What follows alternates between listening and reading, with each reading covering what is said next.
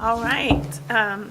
Sushi-san, good morning, everyone, and welcome back to the WOU Board of Directors Trustee meeting for June 4th at 10 o'clock. And I'll ask Secretary Source to take roll.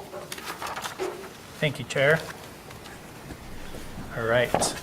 Trustee Evans. Present. Trustee Jackson. Here. Trustee Romero. Present. Trustee Showalter. Present. Trustee Vu. Here. Trustee Hall. Present. Trustee Perez. Trustee Zook. Here. Trustee Schwartzler. Here. Perfect timing, perfect timing. Great timing. Trustee Ambrose. Here. Vice Chair Nelson Estrin. Here. And Chair Fasano. Here. That was pretty smooth. All right. Well, again, welcome back to this beautiful campus and to the ancestral homelands of my people. Good morning, and what a celebratory time of year to be here. And I felt it as I got a chance to take a walk around campus yesterday. So such a beautiful campus, and not only just in the eye, but like just listening to the sounds, the buzz around campus, even the traffic. So I got to be a city girl walker yesterday instead of the country girl walker I have been the last few days. And so even the sounds of the cars sounded good as well. But what a great place to be. And it just reminded me of how special it is here, how special it feels to be here, and just how honored I am to be in this role and participate in all the good things that happen in this place. So I just wanted to say welcome. Also want to share the reminder, which I often forget to remind everyone, that this meeting is being live streamed, and also to remind everyone that there will be 2 opportunities for public comment near the beginning and end of the agenda. So please sign up if that is what you're here for. And with that, we will move into the consent agenda, which consists of several things. First off being the meeting minutes for our April 22nd and 23rd meeting, the fiscal year management report, the fiscal year 26 WOU internal audit plan, and the board statement on committees and revisions. So with that, I'd like to call for a motion to accept the consent agenda as it's included in the docket. Motion to approve. Second. All right, motion's been made and seconded. Any conversation, questions, comments? All right, hearing none, the motion then is approved. We should take a... Do you want to do a roll call? If we can do a roll call, Chair. All right. Appreciate it. I'll let you take it over. Thank you, Chair. Trustee Zook. Aye. Trustee Showalter. Aye. Trustee Romero. Aye. Trustee Schwartzler. Aye. Trustee Ambrose. I abstain. Trustee Evans. Aye. Trustee Vu. Aye. Trustee Jackson. Aye. Trustee Hall. Aye. Vice Chair Nelson Estrin. Aye. And Chair Fasano. Aye. Motion passes. Thank you. All right, first public comment. Chair, we do not have anyone signed up for public comment at the moment for the morning session. All right, thank you. Then flip the pages and we'll move to more stakeholder updates, and we'll start with the WOU Foundation report. Katie, come on down. Thank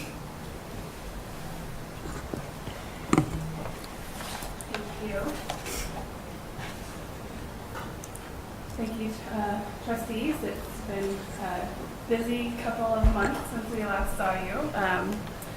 And just, I'd love to report that as of May 22nd, so just a few weeks ago, we were just shy of 3.2 million raised for the fiscal year, which puts us at almost 18.3 raised for the campaign. So since then we've had, since that report was run, we've had our auction. We're still, the Wolves auction, we're still getting all of that documented and receipted. So we'll know what those, we know that what the totals were, 225,000 raised, but we're getting all that entered, so it'll reflect in the financial report later. But things are going really well, and I estimate we'll probably, be around 3.5 million raised for the fiscal year by the end of the month, by June 30th. We are still working on a few potential larger major gifts and estate plan commitments, but those are really all up to the donor and when they'd like to make those gifts happen as we're working with them, so those could come in next fiscal year. But things are going really well. We've had quite a few events happening, big events since the last meeting. We've had, of course, the Wolves auction, which was mentioned previously and yesterday, but also a couple of alumni and student-focused events as well. So we had our first annual block party that involved alumni relations, student engagement, as well as the local Monmouth Independence community. And we estimate there was well over 300 people, maybe 400 to 500 people that attended that event throughout the day. Some of the food vendors that came ran out of food early in the afternoon. People were really having fun participating in that. So that's definitely something we'll continue going forward with in the spring. So that will be kind of the third event that brings a large group of people back to campus when we look at having homecoming and the block party, auction, that sort of thing. And also we're gearing up for the Forever Wolves grad party, working on that with Trustee Showalter's class, Rayanne Schultenberg and Caitlin Granger and Student Engagement are working on that with the class. So I really want to highlight how involved the students have been in all of these events. We've had students in the class planning the Forever Wolves grad party. We've had student interns and employees in our office working on the block party, and then we also have dozens of student volunteers and thank you callers with the Wolves Athletic Auction. There was a great turnout from all the student athletes at that event, getting set up, participating in the event, and also helping with cleanup before they had their Wolfies the next day. So a lot of student engagement in all of these events, and I know our alumni and donors really love to see them there. Kind of some other things happening in our department. On the back side, we have started our pre-audit work. So as we're closing out the auction, we're also starting all of the pre-audit work. So our finance and operations team is really busy this time of year. We're also reviewing the 41 competitive grants. The foundation board will meet and review those on Monday of next week to notify the campus community before graduation happens. And we had 41 applications this year compared to 34 last year. So there was a growth in projects and programs and things like that that campus was looking for. About half of them are in academic affairs, and then the rest are split out between student affairs, athletics, and then other departments as well, including HR and DEI. We have some other activities happening. Our final Smith Fine Arts Series show is coming up this Saturday. It's probably sold the most tickets of the year. It's kind of a southern bluegrass type band coming out, and we're also going to announce next year's season. We have all of next year's season lined up, so at the final show we'll be announcing that. So we're excited for that. And then just looking forward to the summer and events in the fall. We're going to start planning the golf tournament here as soon as we get the auction wrapped up. So I think Jim WOU might have a little challenge he wants to throw out here for the trustees, if anybody's a golfer. Just arm wrestling on the 9th hole. So in the goal to be able to have more board participation, I would ask that we can try and put together up to 8 people, 2 teams. We will draw names out of the hat randomly to create those teams. Low score wins. High score gets to, at a basketball game, dress up as Wolfie. Either all 4 of you can take a quarter, or 1 person for the entire game. So put that challenge out there. So now we find out who golfs, right? Does anybody want to raise their hand? I mean, I'm just going to make Evan play with right-handed clubs. That's what happened last year. So lots of wonderful things coming up over the summer. We'll be participating in the Monmouth Independence 4th of July Parade. There's a committee on campus working on that, so that is always a fun time to participate in that event. We'll be in the Fiesta Mexicana Parade in Woodburn in August as well, and then we are already starting planning all the fall events, the Football Hall of Fame with our beer launch with Parallel 45 in early September, homecoming and the golf tournament in October, tree lighting in December. So all of those events are already starting to get planned as we wrap up this year. So, any questions? So this is I wouldn't say it's an unusual question, but it's something we don't always talk about. But so you're doing great things. We talk about this all the time. The campaign's going really well. But you've been here a couple of years, and you know many of us came to Western from other places, as you did. I'm wondering, for the trustees' benefit, what are some of the challenges that you face in doing the work you do in fundraising, alumni relations, and how might the trustees be of assistance or any of that you'd like to talk to us about? Okay, thank you. I think there's a couple different areas. One, of course, is just financial. Having more team members, I feel like we could accomplish more. If we had more major gift officers, we could be reaching out to more people. If we had a stewardship coordinator, we could be doing more stewardship of our donors throughout the year and getting scholarship reports done more quickly. You know, one thing over the last few years that I've been asked for by several scholarship donors is to bring back a scholarship reception so they can meet their recipients. And so we have budgeted to do that next year, but then that takes away budget to do other things. So it's a trade-off on what we feel is the most important thing. So being able to look at that. So, but that's just one thing that's going to come as enrollment increases and as we can raise more funds and have operating dollars to maybe direct toward another position in the foundation. So there, you know, those are things that will grow, you know, over time that I just am grateful that the trustees are all aware of and supportive.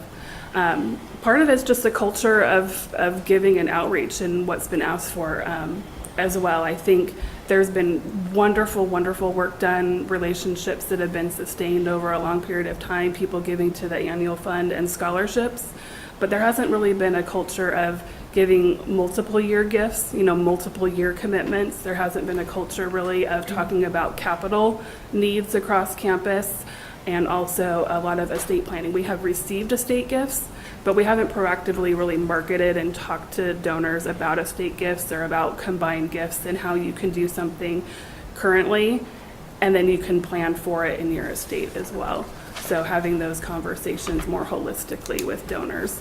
And then just doing the outreach to alumni and friends and parents where they are. It's great to get people back to campus. I love these big events where we can build, you know, something fun for people to do on campus and come back, but we also have to go where they are. And whether that's partnering with admissions on going to Hawaii and doing a joint event where we can see alumni and how alumni can help us with engaging potential students that might want to come here, or going to Seattle and doing something similar, but going to where people are because they can't always get away to come back to us. So being able to go where they are and tell our story. And then also taking advantage of opportunities that come up, like the new deans coming on board and introducing them to our community, and not just the Monmouth Independence community, but the Salem community and the Portland community and the areas where we really have a big contingency of alumni and friends. So, great questions. Katie, thank you so much. It's just amazing the work you've done and your team, your growing team. Can you remind us a little bit about your board and the role of that board and Sure. just the support and the role that they provide? I think it's been a while since we've been in touch with that. Sure, of and course. even I got to meet a few of them at the opening, and we might think about a way to have a joint reception in one of our meetings next year. Okay. Well, there's actually more than one board. So there's a foundation board, and they're the fiduciary. So they have a different role than some of the other advisory boards that fall under advancement as well. But the foundation board, we have, our bylaws state it can be up to 23 members. There are, I think, 8 or 9 who are ad hoc members. They're by position, so it's their alumni board has a position, as WOU has a position, faculty senate, staff senate, Smith Fine Arts, Emeritus. So those ones are by position, and then the rest can be directors as well, and then we have an executive committee. But I think right now we have 18 members right now, so we're going to add 2 new and 1 is coming off. So we always have 1 or 2 open seats in case there's somebody really interested that would like to join. And I also want to stagger people getting added on, so there's not, 8 new people all at once that might term off at the same time. And we're looking for people that want to, give back, and also have their networks of people giving back and being involved as well. So we meet 4 times a year. It's kind of quarterly during the school year as well, so we do kind of take the summers off, and I try to touch base with them, once the fiscal year closes and things like that.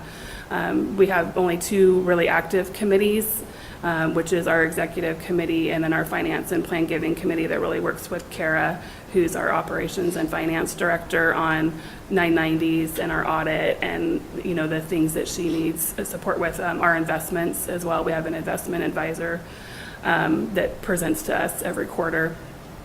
And then ad hoc groups is probably what we're going to build rather than adding a development committee back in, because we have a campaign leadership committee. We have a Wolves auction committee. We have a golf tournament committee. We have alumni event, homecoming committees. Dave wants to start a giving day committee. So rather than having just one, we're going to have little smaller ones that can help with different shorter term projects. But they're all very great people who are highly engaged and supporting all of our different activities. Then we have the alumni board. They're an advisory board. I think right now they have about 14 members. Their bylaws can also go higher, I think into the low 20s, 23 or 25. So working on growing those alumni connections to help students with a variety of activities and the activities that Rayanne does with the alumni office. We have we also oversee the Smith Fine Arts Board, and they've had some changes over the last year or so. So right now they have 5 members who are meeting less frequently, and having more staff kind of driven outreach to the artists and things like that. Then we have the Emeritus Society, which is I originally thought it was a group of emeritus faculty and staff, and there are emeritus faculty and staff on it, but it's also open to the community. It's a lot of retirees that just want to be connected to a university, and they hear a different talk once a month during the school year, and then they go on field trips too. Right now they have about 60 to 65 members, a lot from Dallas Retirement Village that will come out, and they just want to be part of campus life. So a great group, and and then they have a position on our board, and several of them come to our sporting events and Smith Fine Arts and lectures. I saw many of them at the Jensen lecture, and they also come to the Memorial Day banquet and different activities. So lots of people, lots of community members we do outreach with throughout the year, and try to pull more people in. So. Katie, thank you for sharing the challenges of fundraising, right, and staffing capacity always being an issue, but with so much financial uncertainty nationwide, I understand that the work only gets harder, the lift becomes heavier, right, to try to find just the same revenue sources. So thank you for sharing that, because I constantly struggle with that too. I could always use another, major gifts officer or a fundraising officer associate on our team. And so thank you for expressing that. And that's something that we need to consider, even though in the face of, budget cuts and whatnot, fundraising becomes even more important. So thank you for that. Thank you. And I do want to add that we do have strong volunteers who do help us with a lot of the fundraising. Our committee members and our board members, many of them will help make asks or at least get introductions. If they're not comfortable making an ask, they'll get one of our team in front of somebody so we can have those conversations with people. So they're all partnerships. You know, one person can't take credit for the relationships. They're relationships with the university and with different departments, and so we can just help facilitate those. Thank you, but somebody has to still manage those volunteers, That's right? true. Right. Thank you. Thanks, Jerry. All right, any other questions? All right, thanks so much, Katie, for Thank all the you. detail and everything you do and your Thank you. team. Appreciate it.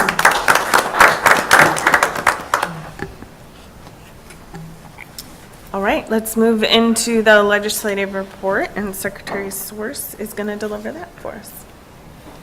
Thank you, Chair. So y'all have my report in your docket for review. It's pretty lengthy, so I'm not going to go through the whole thing.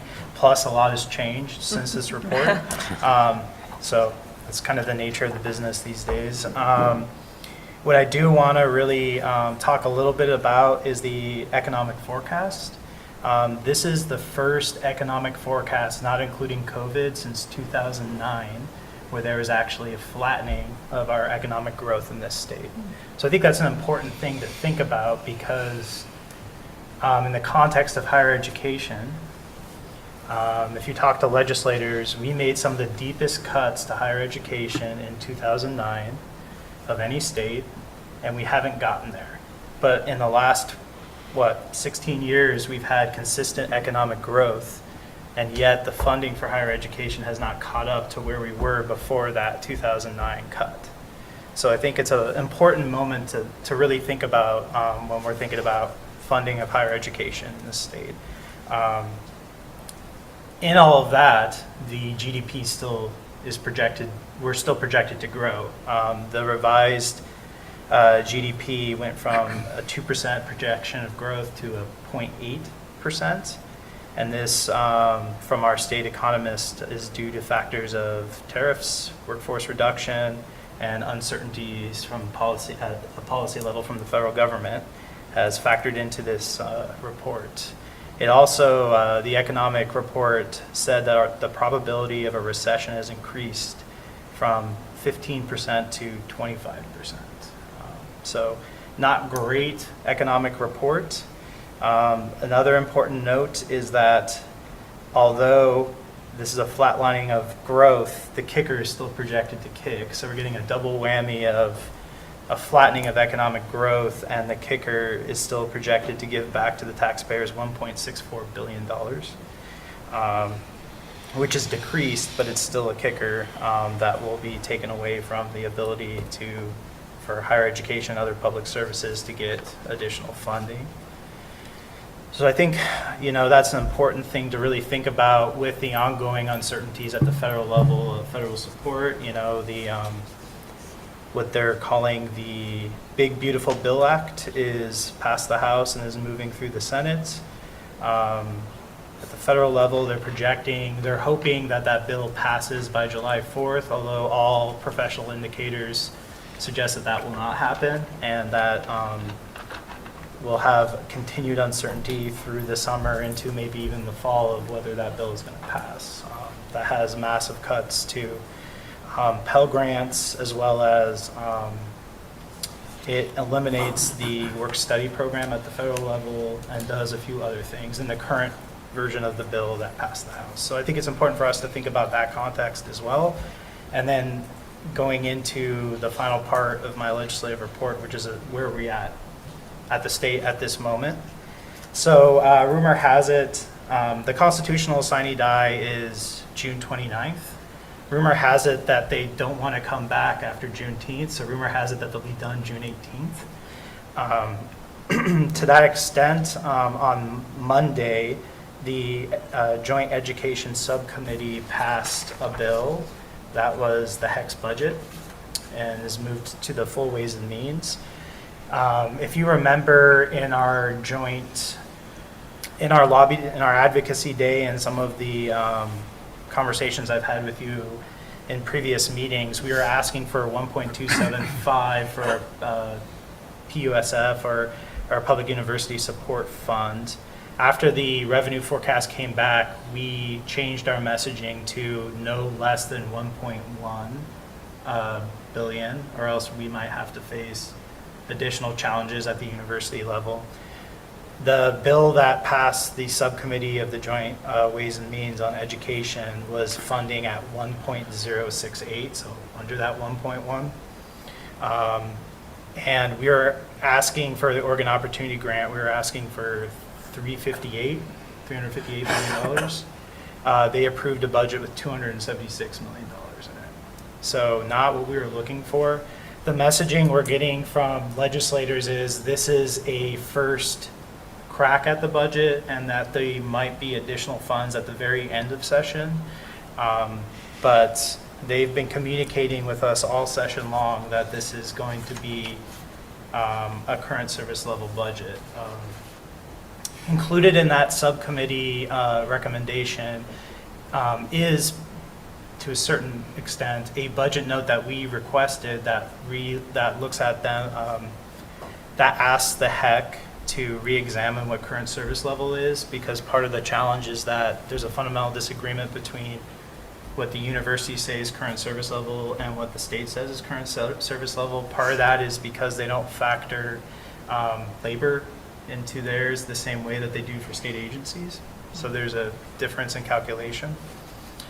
And we got approval of a budget note, but it looks at a whole lot of stuff we didn't ask them to look at as well. And we asked them to come back with the recommendations for the legislature in February of 27. Well, their budget note asks to come back with recommendations for next February.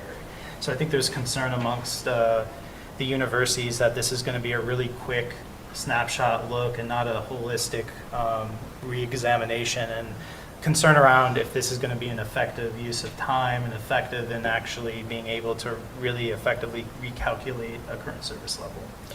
So what that means for us is maybe a little more uncertainty on that current service level re-examination than we would like. But that's the reality that all the universities are facing right now. As for our personal university priorities, you didn't hear me include Strong Start in that conversation. That's because currently there's no funding set aside for Strong Start. We have had indications that in the end of year balanced budget bill there might be, but as of right now, there is not. As well as our capital construction asks, I feel pretty confident about our data center.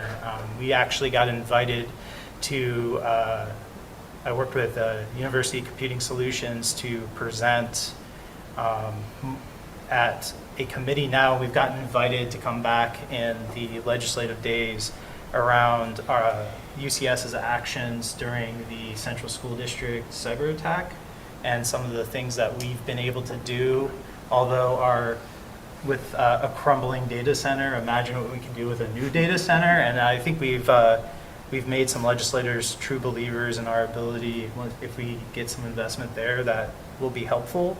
But we are hearing from legislators that they're concerned about the amount of debt that they're going to take on for all the construction projects that are being asked for bonding capacity. So I think there is a little unknown of how far down the list they'll go. As a reminder, our data center is priority ranked number 4 out of those projects, and our performing arts center is priority ranked number 7 in those projects. So I'm an optimistic human being, even though this report doesn't sound like I am. I think we're going to get the data center, but I don't have any expectations of us getting down to that number 7, which is unfortunate. And then all indications that I've heard from legislators is that our campus rec turf field, which our students approved a fee increase in student elections to help pay for, that we will get some authority to help renovate our campus rec. So to be determined. Hopefully in the next week or so, we'll get a first look at what the capital construction budget looks like, and we can get some indicators of where we're at on that. But it's been a challenging session. I do want to give a quick update on our two more things. Our Advocacy Day. This was our first in recent memory of a Western Oregon University Advocacy Day. And Jackson mentioned it a little bit yesterday, but we had 76 participants from our campus community. We also had a public service alumni panel for our students to hear from. Those panelists included Teresa Alonso Leon, who is a former legislator and going to be our commencement speaker, as well as officials from Senator Merkley's office, Director of Government Affairs for the Hospital Association of Oregon, and others. So I thought that was a really wonderful opportunity for our students to hear from former alum, or former students, current alum, from their experiences in their past. We had 52 meetings with legislators or legislative offices. Of the 76 members of our campus community, 28 of them were students, which I think we should celebrate that we helped get that experience for 28 students. And I know personally some of the feedback I got, students felt very empowered by that experience, and I think that in itself is a huge victory for us to help students engage with their legislators.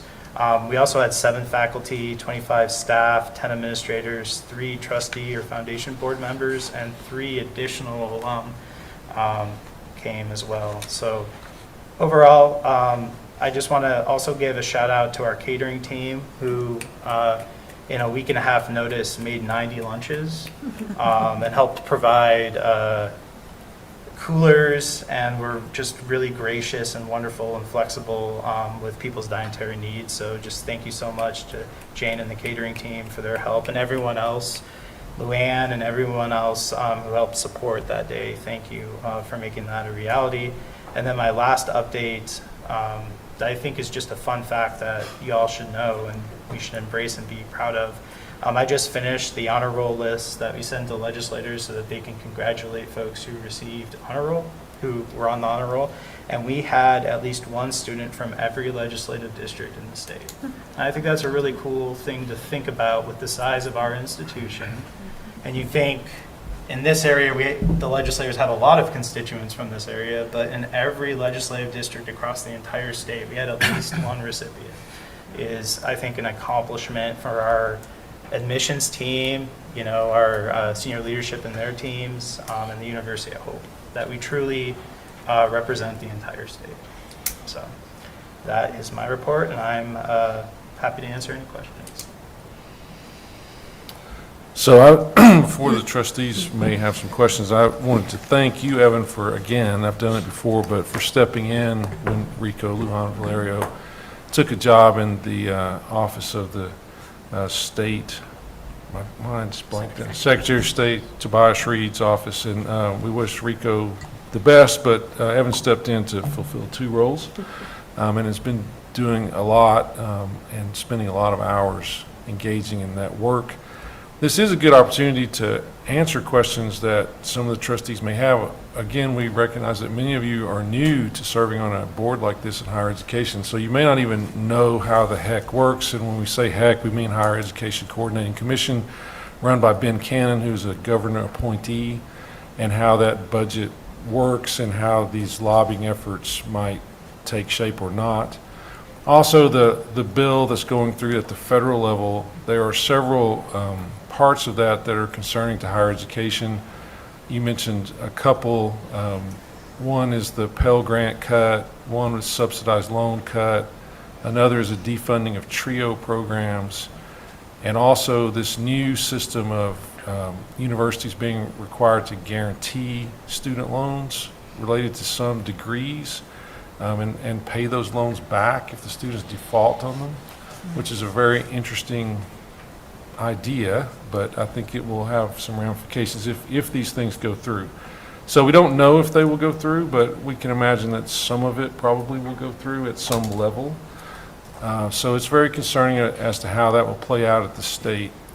And I do think it's important to mention that we dropped from 44th in the nation in higher ed support as a state to 46th in the last report.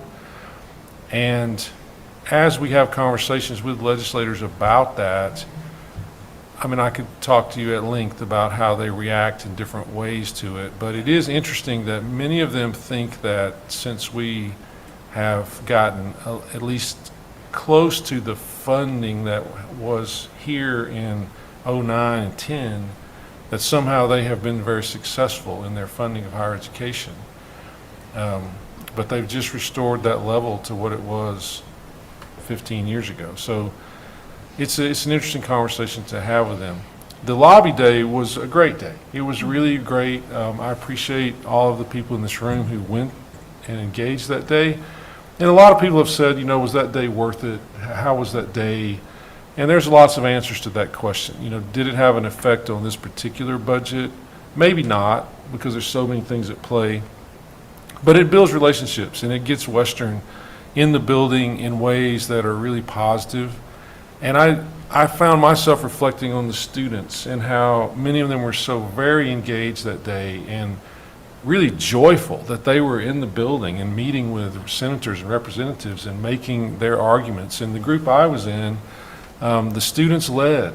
They started the conversation, they talked about Western, and then other people chimed in. But I was reminded how that connects to the 3 students, and Trustee Romero was one of them who spoke yesterday, and how the university provides opportunities for leadership, growth, and it's something very unique here. And we have had a lot of people come out of this university, including some of these trustees who are alums, who help run businesses and state governments and teachers and superintendents. And so we do build Oregon leadership as much as any university does in the state. So I just wanted to say all that, and then hopefully open up to questions or comments.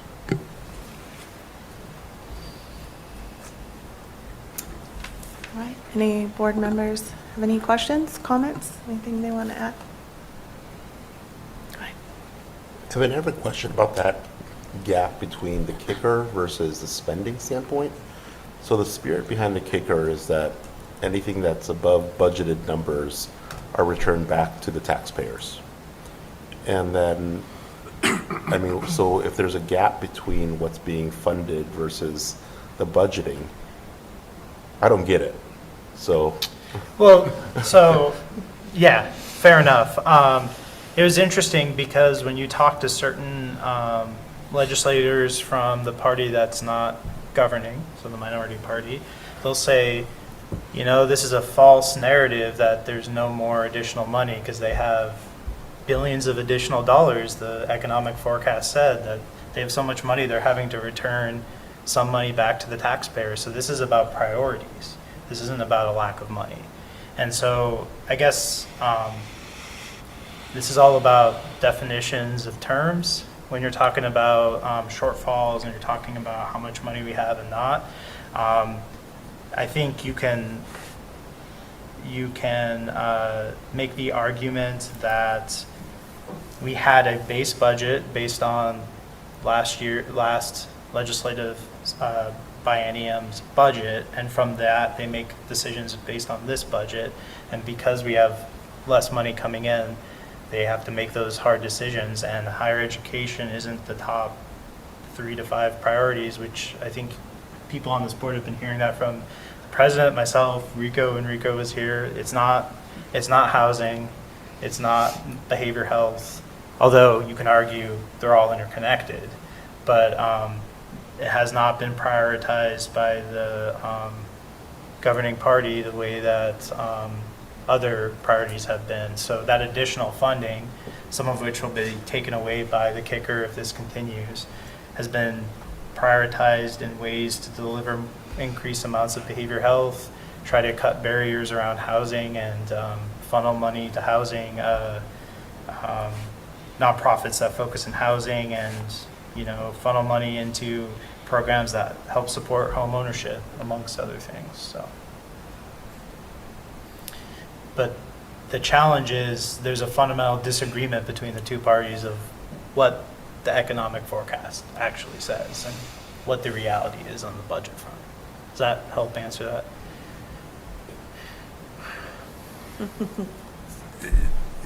I'm trying to recognize the difference between real money versus forecasted money. Right. And the gaps between that. So my understanding on the kicker is that money that was like, when the budget was created and budgets were set, each forecast then shapes the amount of money that's actually filling in. So then what it says is that when the budget was written and the forecasts that were used at that time, the revenue that's come in after has been higher than that of what was originally budgeted. Correct. So then if, I guess based on that original budget, in theory, everything that was budgeted before should have been fulfilled. And then does that mean that additional financial requirements were brought into the budget? Well, you're also thinking about the cost of everything has increased, right? So cost of labor, cost of services, cost of physical products has all increased, so they make a current service level adjustment. And then they reassess. There's also, the federal government has been divesting, and one of the things that Oregon has particularly been great at the last 15 years is trying to leverage every additional federal dollar as possible. And that's great when the federal government is willing to do that, but when the federal government steps back, it creates these massive gaps. So the other thing that the legislature is doing that we haven't mentioned is they're holding back some money because of uncertainties in federal investments for things like Medicaid, Medicare, transportation. Some of the conversation around transportation grants fundamentally reshifts how the federal government's going to do transportation grants. So there's also this holding back to see what happens with this Big Beautiful Bill Act and other federal actions to then help the legislature reassess and give them the opportunity to make investments in the next short session too. So there's a combination of factors there. It's tough. The other thing with the kicker plan is you have to remember it's 2%. If they're off by 2%, everything gets returned. So that's how the calculation works. I mean, at the end of the day, federally or statewide, it's all taxpayers. So, I mean, I guess that's the struggle that I'm trying to comprehend is, you know, the federal and state, at the end of the day, we as taxpayers, that's money that we're paying towards. So just trying to figure out, it's like, I'm trying to understand politics here. Yeah. I need another day. Well, that's part of the challenge, right? Is there's also politics there. Trustees? Yeah, I appreciate your report, Secretary Source, and your comments, President Peters, with regard to sort of navigating this, especially as a new trustee trying to understand the dynamics of a very complex situation. And I appreciate that. My question is around a comment that was made yesterday with regard to the funding for community colleges as opposed to higher ed. Could you elaborate more on the differences and why they seem to get more? You want to start or you want me to start? I can just start generally, and I think Evan will have some insight because he's been in Oregon a lot longer and been working in the legislature with Paul Evans for many years.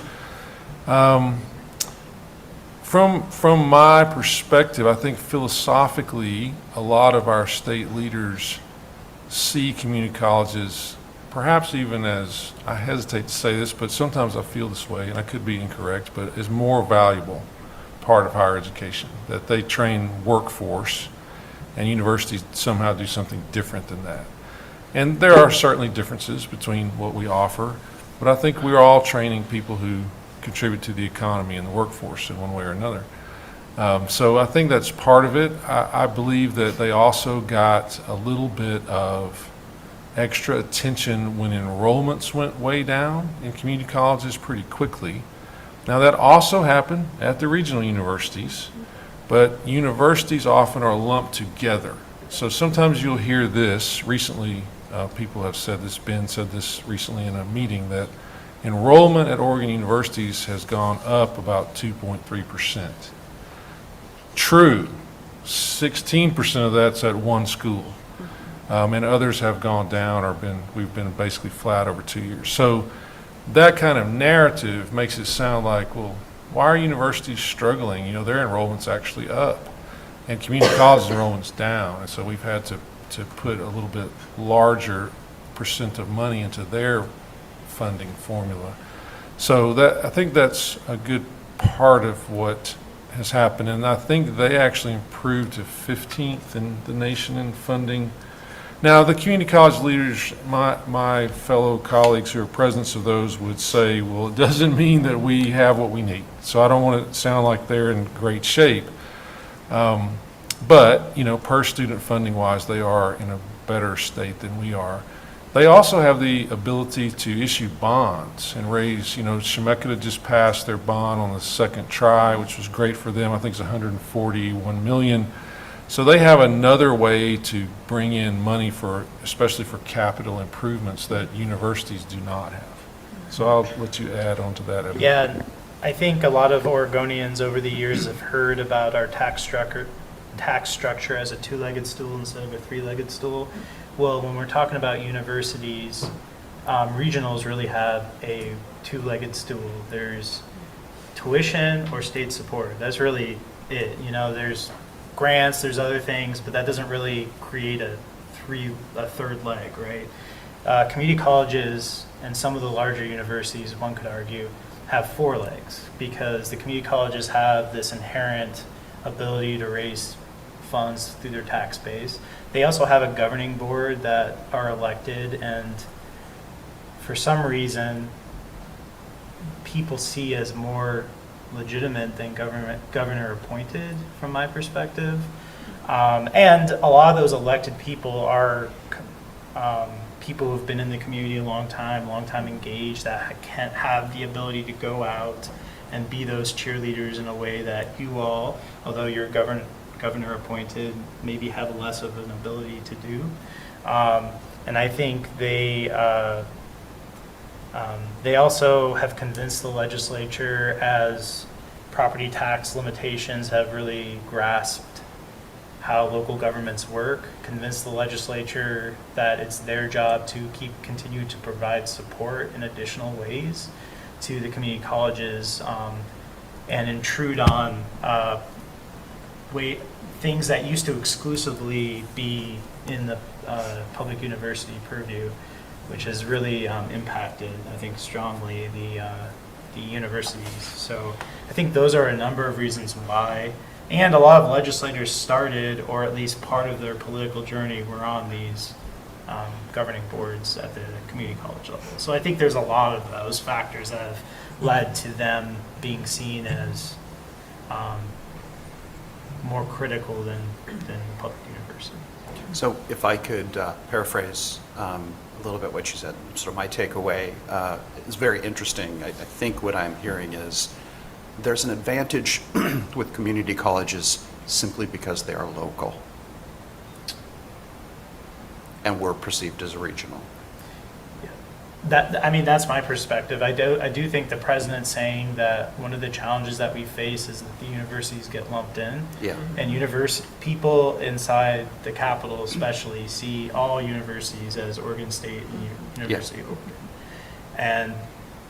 And heck benefits from that because they can say things like, when we were in the Capitol construction hearing, they said things like, the average age of a university building in the state of Oregon is 30 years. And I looked at my colleagues who were sitting next to me and were like, 30 years? We have we have a new PE building that's 50 years old. You know what I mean? So like, the reality is they target and pick and choose, and because it's true in the whole system, they can say things that makes it sound like the system is more stable than it really is, right? And that's a challenge that the TRUs, we have to figure out how to break through and say, that is true, but also, you know, we have unique needs at the TRUs. We have situations where our assistant director of UCS spends his time mopping up our server rooms, you know, because there's water leaking next to all our computer servers, you know, and so those are challenges that we need to make sure that we can break through so that legislators hear that. Yeah, I appreciate the color, I mean, to this. I think so often the message is all in the semantics, and it feels like we're getting clobbered by the semantics. So, thank you. And I think for me, that raises the point of why it is so important to have the lobby days and the significance of being there, and sometimes feeling like, did we accomplish anything, or did this really matter in the big scheme of things? And I've participated them in other ways. I was not available to do this one. I've done some different things for different organizations, and I've felt that way sometimes too, like, does this really matter? And then I sit back and I think about, and I guess I hear the voice of my ancestors in my head saying, it's a good thing we didn't think that back when we were trying to restore your tribe, because we spent years cultivating relationships and doing lobby days and talking to legislators and working the democratic system to have your tribe restored. So every minute matters when you're in those realms and in those communities. And so I thank Evan so much for putting those together, and for everybody who took the time to be there, because you are part of a bigger picture, and you may not see the end result of this, but it will have an impact on WOU, and it's important that our voice is there to say we are not the same. Every university is not the same in Oregon, and here's why. So I just wanted to extend that gratitude for the 2 jobs you've been working. I've been on the front lines to kind of see that juggling, and some special gratitude for Luann, because she's really also stepped in to really help support that work, so that we can all get the information we need and be in the spaces we need to be in. So. Kind of a question related to that. We talk a lot about when they're in session, and there's always that big push. Are there things that we can be doing continuously to keep Western top of mind, or to keep those advocacy efforts going, so that we're hopefully even a couple steps ahead at that next session? Yes.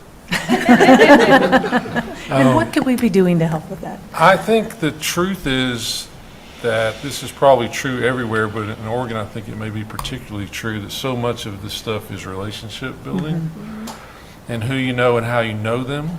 And so the people you all know and the conversations you might have with them outside of session are real important. I also think they believe you more than they believe agents of the university sometimes, right? Because there's always a little bit of, like, they feel like it's self-serving for us to ask for things. And it's true, but, you know, we're being very honest in our needs. But when they hear trustees say, hey, you know what, we really are having this particular trouble, you know, we review all the budgets, I can tell you that this is real, that goes a long way. So if you have the time or the ability to make some appointments or have a lunch with some of the people who are making these decisions, I think that's very, very helpful. Yeah, and I think we're also going to do a better job internally in making sure that legislators come to our campus. It's kind of like, you know, the admissions. Once we get people onto campus, they're sold, right?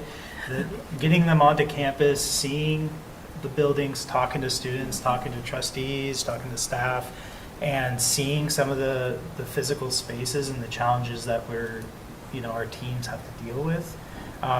In that hearing we had last week, where we showed legislators our data center, there was a senator out of the Eugene area that really, like he said, you know, this is an embarrassment that we've allowed a state facility to look like this, where there's random holes that we use as air vents because the hole is there, right? You know, or that our assistant director is mopping the floor in the server room because condensation, because we don't have the facilities to support. I think those are key parts that we need to continue to do, because it's all academic when we just present things and they don't actually get to see and hear directly from people. So there's that as well that we'll continue to do. Sorry, one more question for me. I'll stop asking questions for a little bit. No apologies. There was a comment, we know Paul Evans is a legislator, and there was a comment about a former legislator. Do we have any other alumni who are currently, who would those be? Yeah, so Susan McLean, who's actually on the education subcommittee, is a alum of ours, as well as Boomer Wright, who's on that subcommittee as well. He's out of the South Coast. And we also have a number of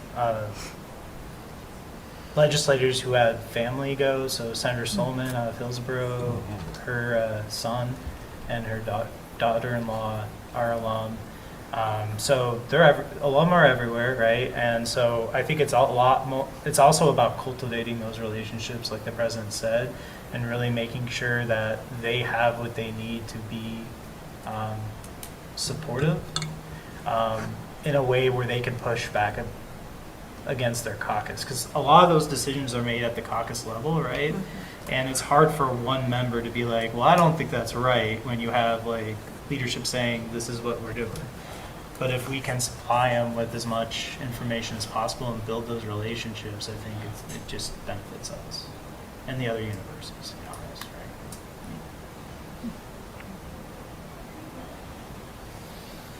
All right, any other questions? from the Chairperson, trustees? I do. Yes, yes. Just piggybacking on the conversation, I know we're probably behind schedule, so I'll make We're it quick. fine. but, We're good. We talk a lot about working within the constraints of the way things are in Oregon. We've been working through a structural deficit for over a decade. And so I'm just wondering if instead of just lobbying for a piece of the pie every year, is there something the Council of Presidents or another subgroup of TRUs might draft a bill to change a structure or a policy and advocate for that? It could be something like making the TRUs special like community colleges. It could be looking at a best practice state for higher ed funding and recommending a change in that regard. Is there something going on at that bigger picture level? I would say that we do think about that and have discussions about it. There's a value in the Council of Presidents sort of staying united as universities in Oregon with a voice, which is, and all of those leaders are great folks, and they're looking out for their institutions, but they also have a very collective philosophy about the value of four-year degrees in Oregon. So that's nice. But I do think you're right, Trustee Evans, that we also do need to make sure that people understand that we are very different institutions.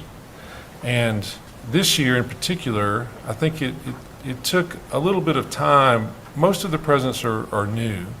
OIT's president has been here the longest. I think Nagi's in his 6th or 7th year. But for Kelly Ryan at Eastern and Rick Bailey at Southern and I to sort of get our feet under us, and now we are much more equipped to talk about how we are different as a regional and how we're different, 3 different universities, or 4 if you count OIT. They're kind of very different in what they do. And we spent some time this year in sessions at the request of legislators to talk about the TRUs and how we serve Oregon, who goes to school at our universities, what our statistics are. And it was really nice to do that together. And so they could see that we face unique challenges, and we really wanted them to understand that we provide a very necessary and needed part of Oregon, and that we continue to provide this and need the resources to make us even stronger. So will that lead to differentiations in funding formulas? Maybe. I think that we are trying to open those doors to how can this be different in a positive way, and not necessarily at the expense of other universities or schools. Yeah, and I would just add to what the president is saying, that there are legislators who are recognizing, like the president said, it's taken a lot of work, but they're recognizing the TRU's situation and have been outspoken about the need to change from keep doing what we're doing to actually transforming and actually giving higher education the resources they need.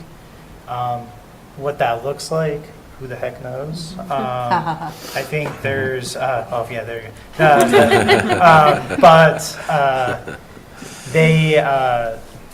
OCOP has been communicating around trying to put together a strategy to bring that up to specific legislators around how can we transform this conversation, much like in some ways the Student Success Act did for K-12. So we'll see what that looks like, but the presidents are leading that charge in that conversation. So. Thank you.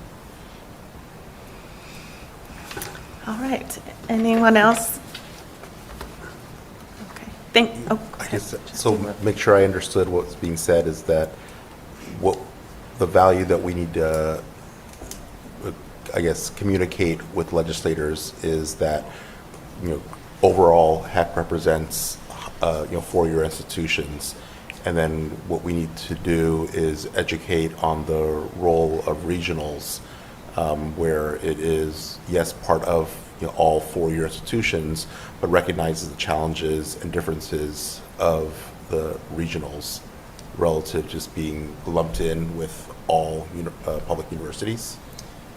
I think part of the challenge is the HEC oversees not just public universities, but community colleges, workforce development, lots of union apprenticeship programs. So it's not just higher education. So they have all these competing priorities in one agency. So we get some of the attention of the HEC as the Oregon Public Universities. And so it's a little deeper than that, but it's, when we're talking about Oregon universities, part of the challenge is that they group everyone together, and then that kind of hides some of the challenges that the regionals that are the most local responsive, the ones that train per capita the most Oregonians, they're not really talking and focusing on the needs of those institutions. They're just lumping everyone in together. Does that help? Yeah. Cool. That's kind of a structural issue. That's that one of the we're bound structural by. challenges. Okay. Yeah. But there's competing, in our agency, there's competing priorities that. And I guess I would also say, I think that we should make the point that regionals can also be pretty nimble if they have funding to stand up things. So, if we need more behavioral health people in Oregon, regionals can help to do that, but we have to have funds to do it. They can't just say, why don't you do this?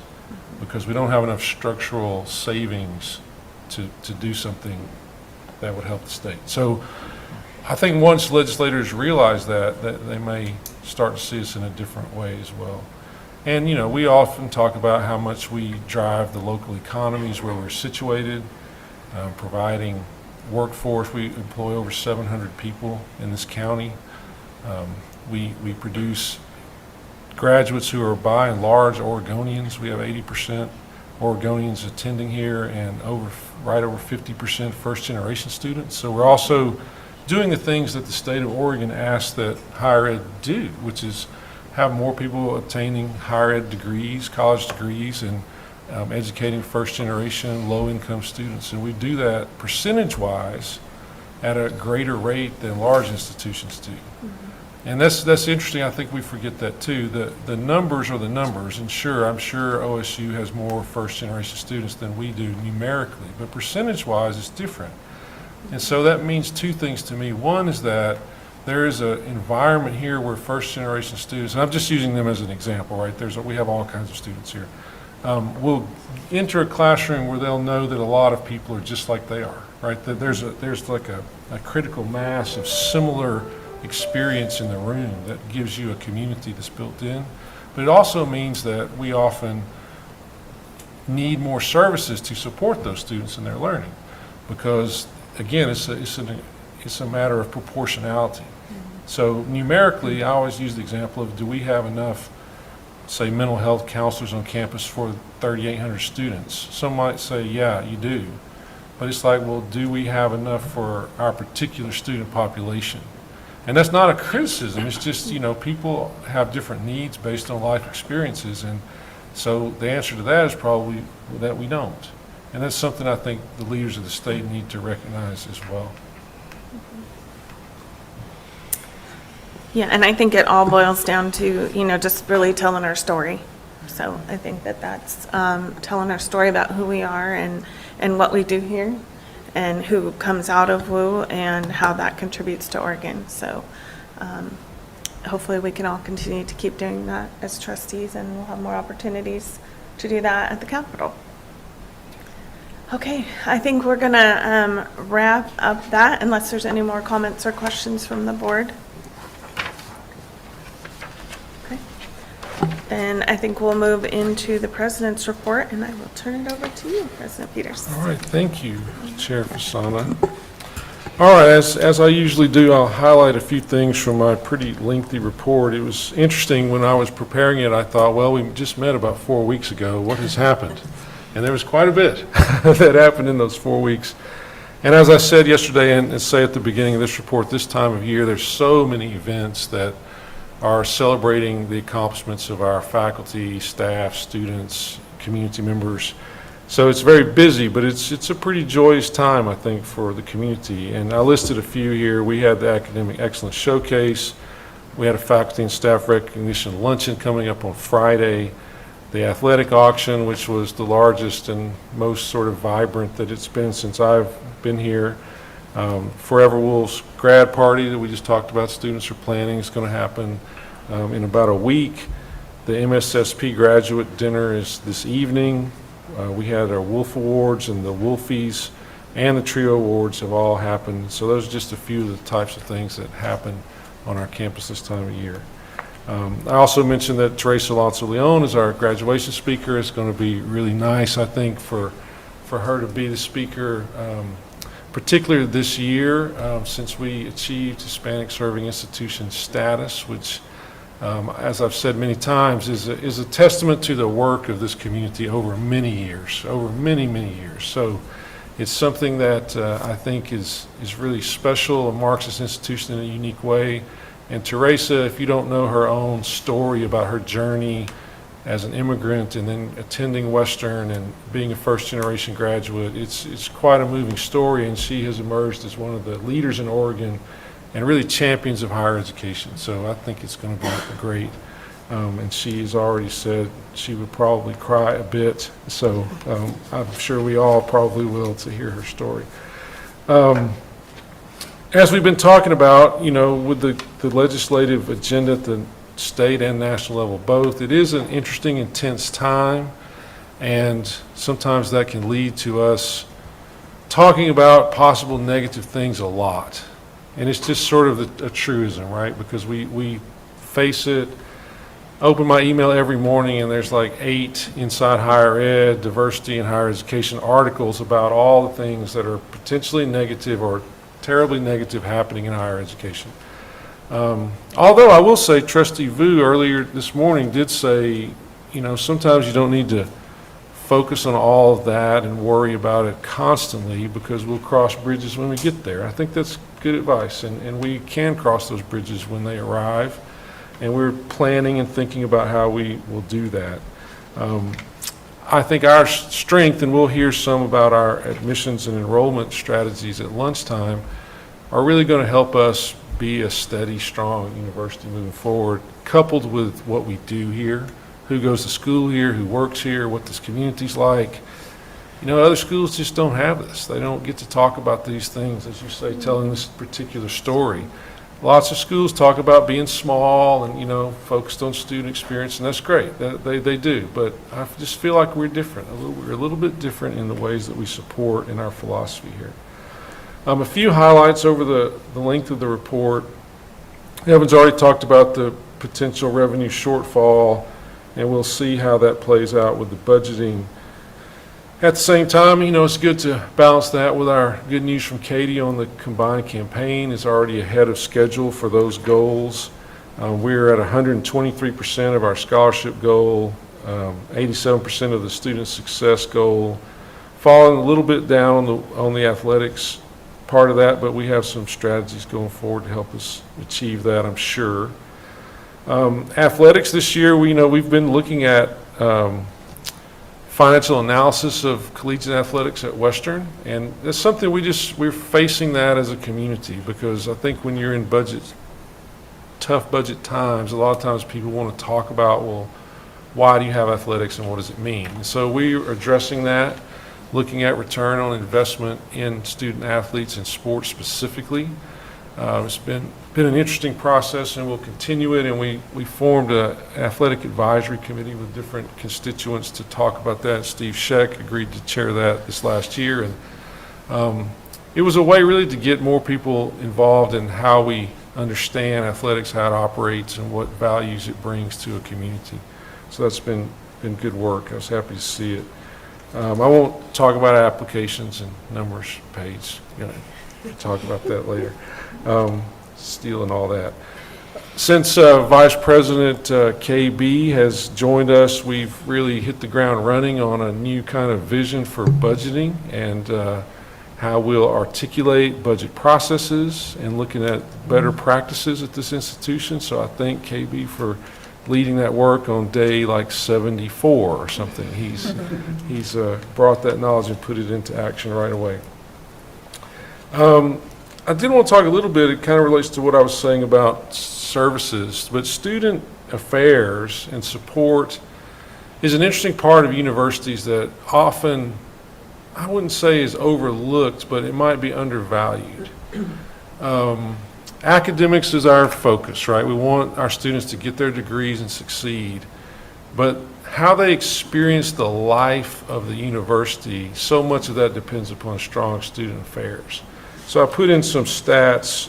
Over 320 student-led registered events are expected to be completed this year. More than 12% of the students have attended at least one event, and we have so many signature things like the Groove in the Grove and Celebrating Identities Week and Wolf Awards and Senior Send-Off. And again, I think these are moments that students feel connected and supported at their university, and they feel like the university is providing them with opportunities and different kinds of opportunities. So I think the student affairs staff and student workers who make all that happen, and student government as well. We heard from some of our outstanding award winners from our students, but just to make sure you know that there were more who were not able to attend. The outstanding graduating seniors, we heard from Jada Garcia, but also Alexis Pacheco is also one of those recipients. Heart of WOU, Trustee Ramiro was up there, but also Brittany Jimenez is a recipient.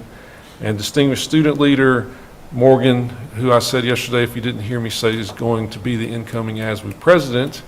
And then Brenda, of course, also won that award, who you know well, and she was not able to attend. So those are the recipients of those special awards.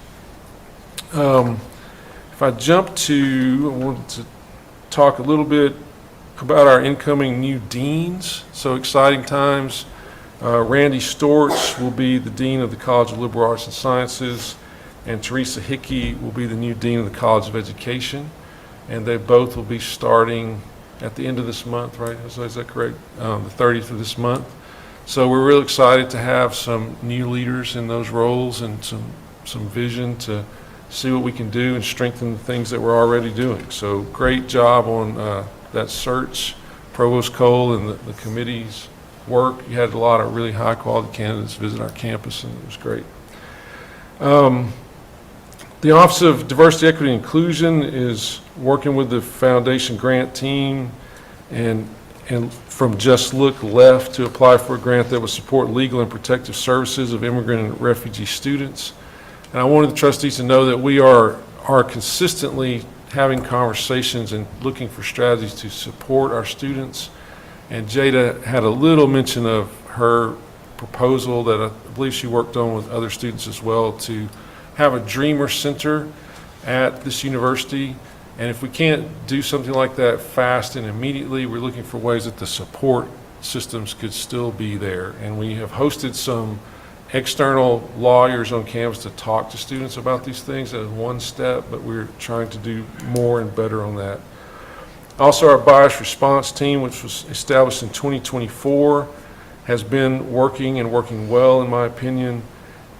It functions in partnership with, not in place of, existing procedures, so don't think that it just sort of does this work in a vacuum. refers matters to human resources, student conduct, and academic departments as needed.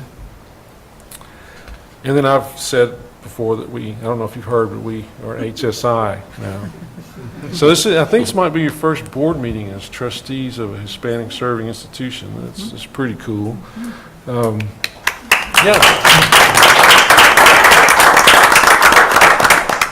You know, and that may lead to some interesting partnerships. We're already a partner with Chemeketa Community College, but they are an HSI as well. And so since we both have this designation, you can imagine some future grants written together that would help students transition between the two institutions, and that would be great.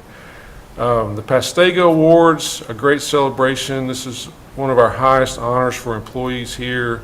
Excellence in teaching went to Amy Dawson and Mike Lemaster. Excellence in research to Jaime Marroquin, and excellence in service to Camila Gabaldon, and staff excellence to Kara Groshon. So it was a great time to hear from those recipients. If you don't know, we gather together, the recipients talk about what they do a little bit, and friends and family there, so it's a wonderful time. So next year, please attend if you can. The Cesar Chavez Leadership Conference, massively energetic day. The committee put on that or organized that, and it was wonderful. There were 954 people here on our campus, and 749 of them were students from 47 schools.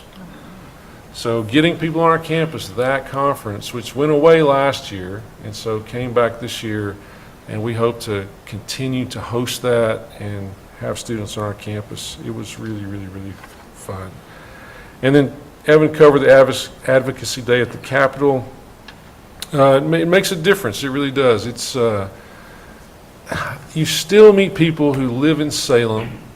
In fact, Katie and I had a donor, not donor, but a potential, a meeting with a foundation head, and she's from Salem, and she basically said she'd never been on our campus and didn't really know much about it at all. Lived her whole life there. So we were happy to host her out here, and she was quite impressed with the grounds and what we were doing, so that's great. So we still need to be, my point is we need to have our story out there. We need to represent as much as we can. And I've said this many times, and it's really true. Like, I wear Western gear almost all the time. Sometimes Susan's like, do you have to wear Western gear every time? I'm like, I do.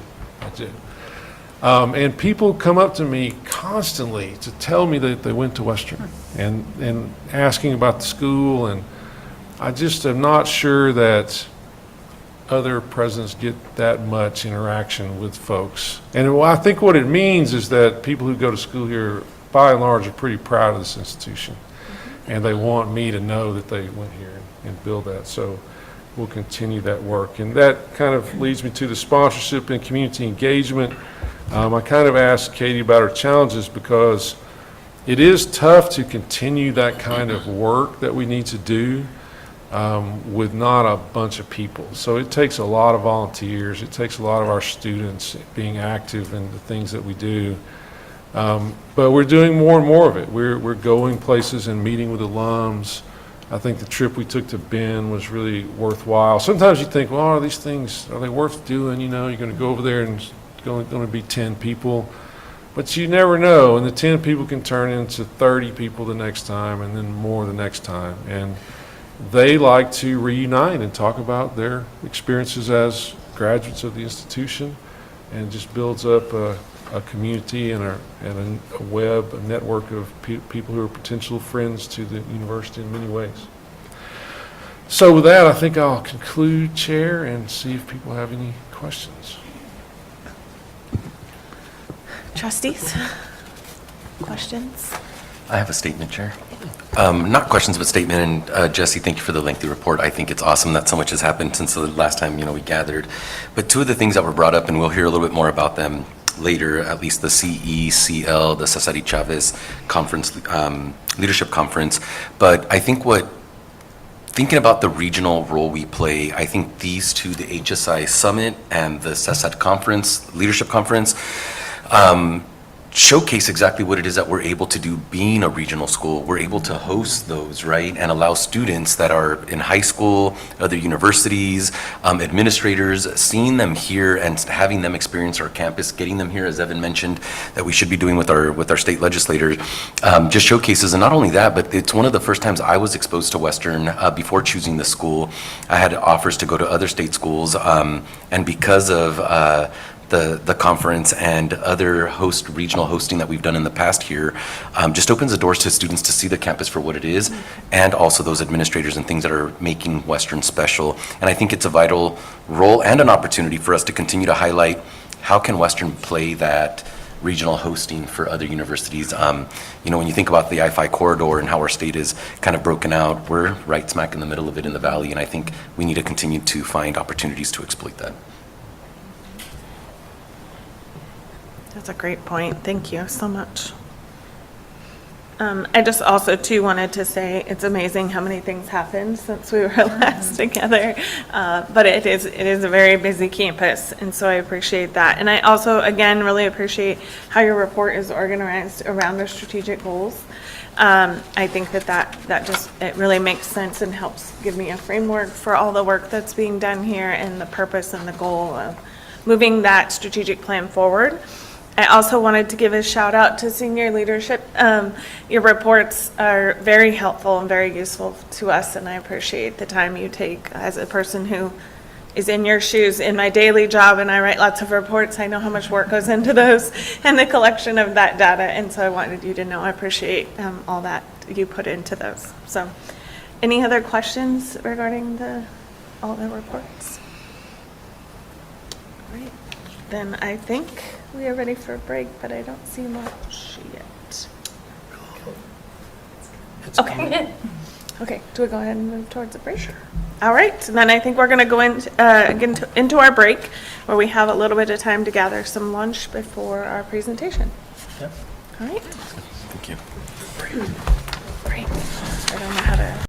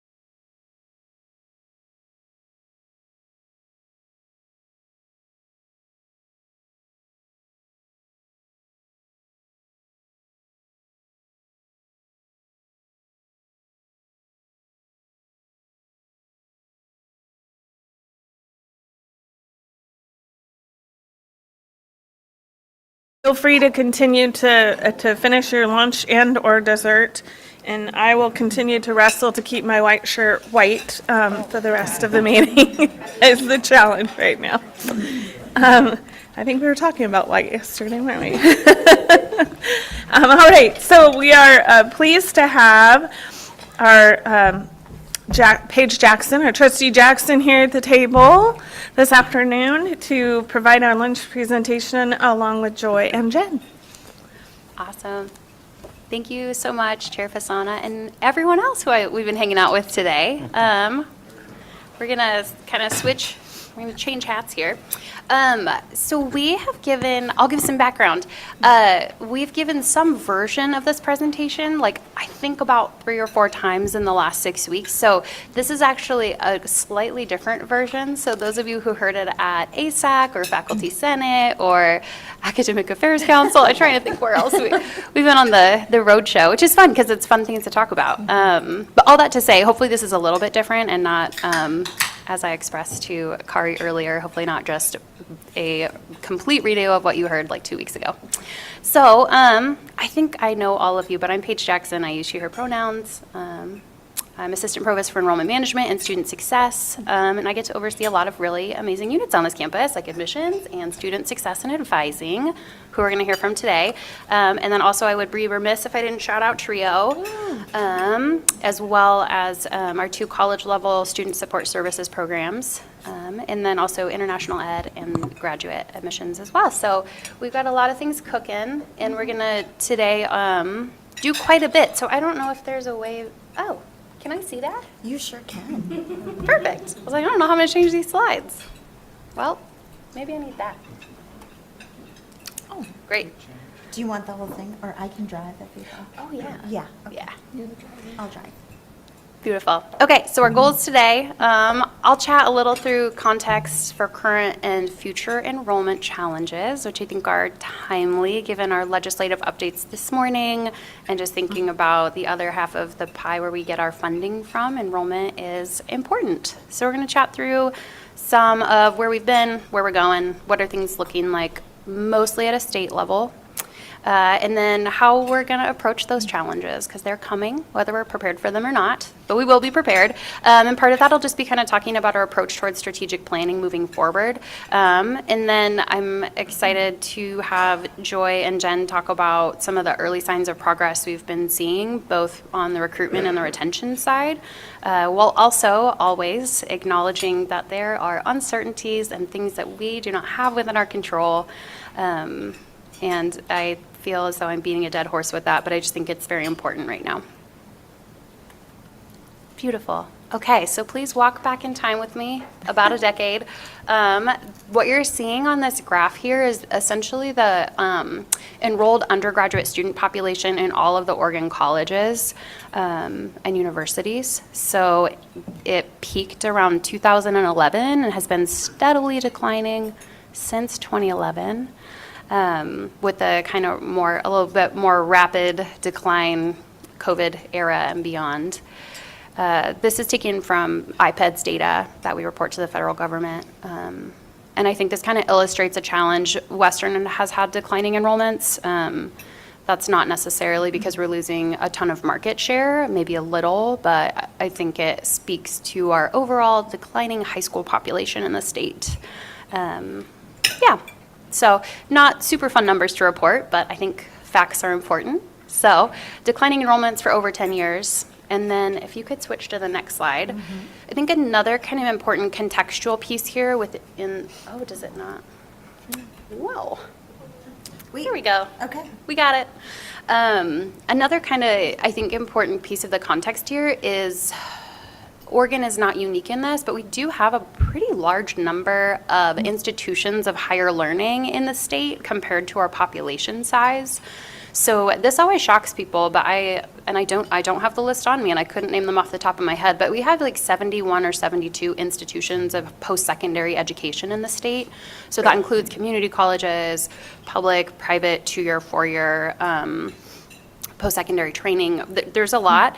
And we don't have a particularly populous state by a lot of measures. So what you're seeing here, which shout out to Georgia Armitage, who is our slate captain in admissions and also our former IR, senior IR analyst, institutional research analyst, threw this together for us. What you're seeing are actual numbers of fall 24 essentially graduating seniors in the state of Oregon who decided to pursue higher education, who decided to stay inside the state of Oregon for higher education. So if you think about like a funnel, this is the actual number, real numbers of students who in fall 24 ended up at an institution of higher learning in Oregon. These are not real numbers, but I think it illustrates. If you look at the average market share of that graduating senior high school class that goes to Portland Community College, Oregon State, U of O, Chemeketa Community College, and Lane Community College, which are the 5 institutions that take the largest market shares respectively in the state of graduating high school seniors, that would leave every other institution in the state with an average of 175 students for their entering class size. So this is not, again, real numbers, like not every single of those other institutions, including us, would have a class size of 175, but if you were to peanut butter over it, that's what you would end up with. So I think this illustrates the competitive nature of enrollment and recruitment in our particular state, and kind of what we're grappling with currently. So we looked at the past 10 years, what we're currently grappling with. I wish I had amazing news to share for the next 10 years or so. I do not. So the next slide is our projected high school graduates from 2023 to 2041. These come from the Western Interstate Commission. Oh, sorry, I thought that was for me. It's like, is that the wrong? The Western Interstate Commission for Higher Education, they do projections of high school graduates on an annual basis, and this is their most recent, which actually is worse news. I think the first time we presented this, it was not quite as bad. Oregon is projected to decline 19% in high school graduates by 2041, is the most recent projection. So that is kind of what we're dealing with. As I said, there's a lot outside of our control, and we can worry about it, but if we can't actively work towards fixing it, it's not really a problem we want to take on. It's a worry. So how are we going to manage this? I tend to think that schools that are going to be able to weather this are going to be ones that are responding to the challenges today, and there are many, but also planning for this future.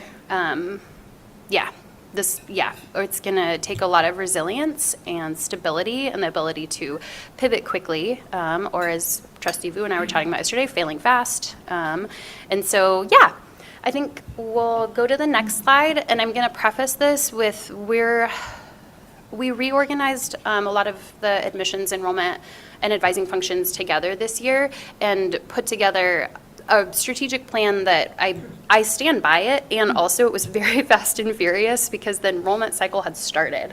We were actually already in high schools recruiting students.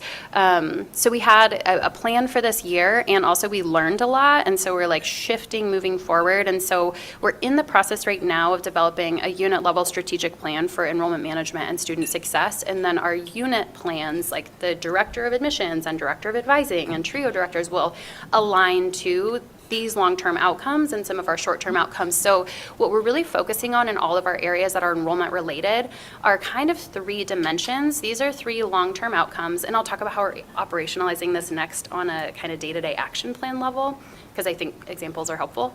But we want to foster a culture of continuous improvement and really prioritize evidence-based practice to build a strong, sustainable foundation for long-term effectiveness. So that's kind of creating a culture of not why are we failing, why is enrollment declining, but what are we learning and how can we improve on what we're doing, shifting to that culture.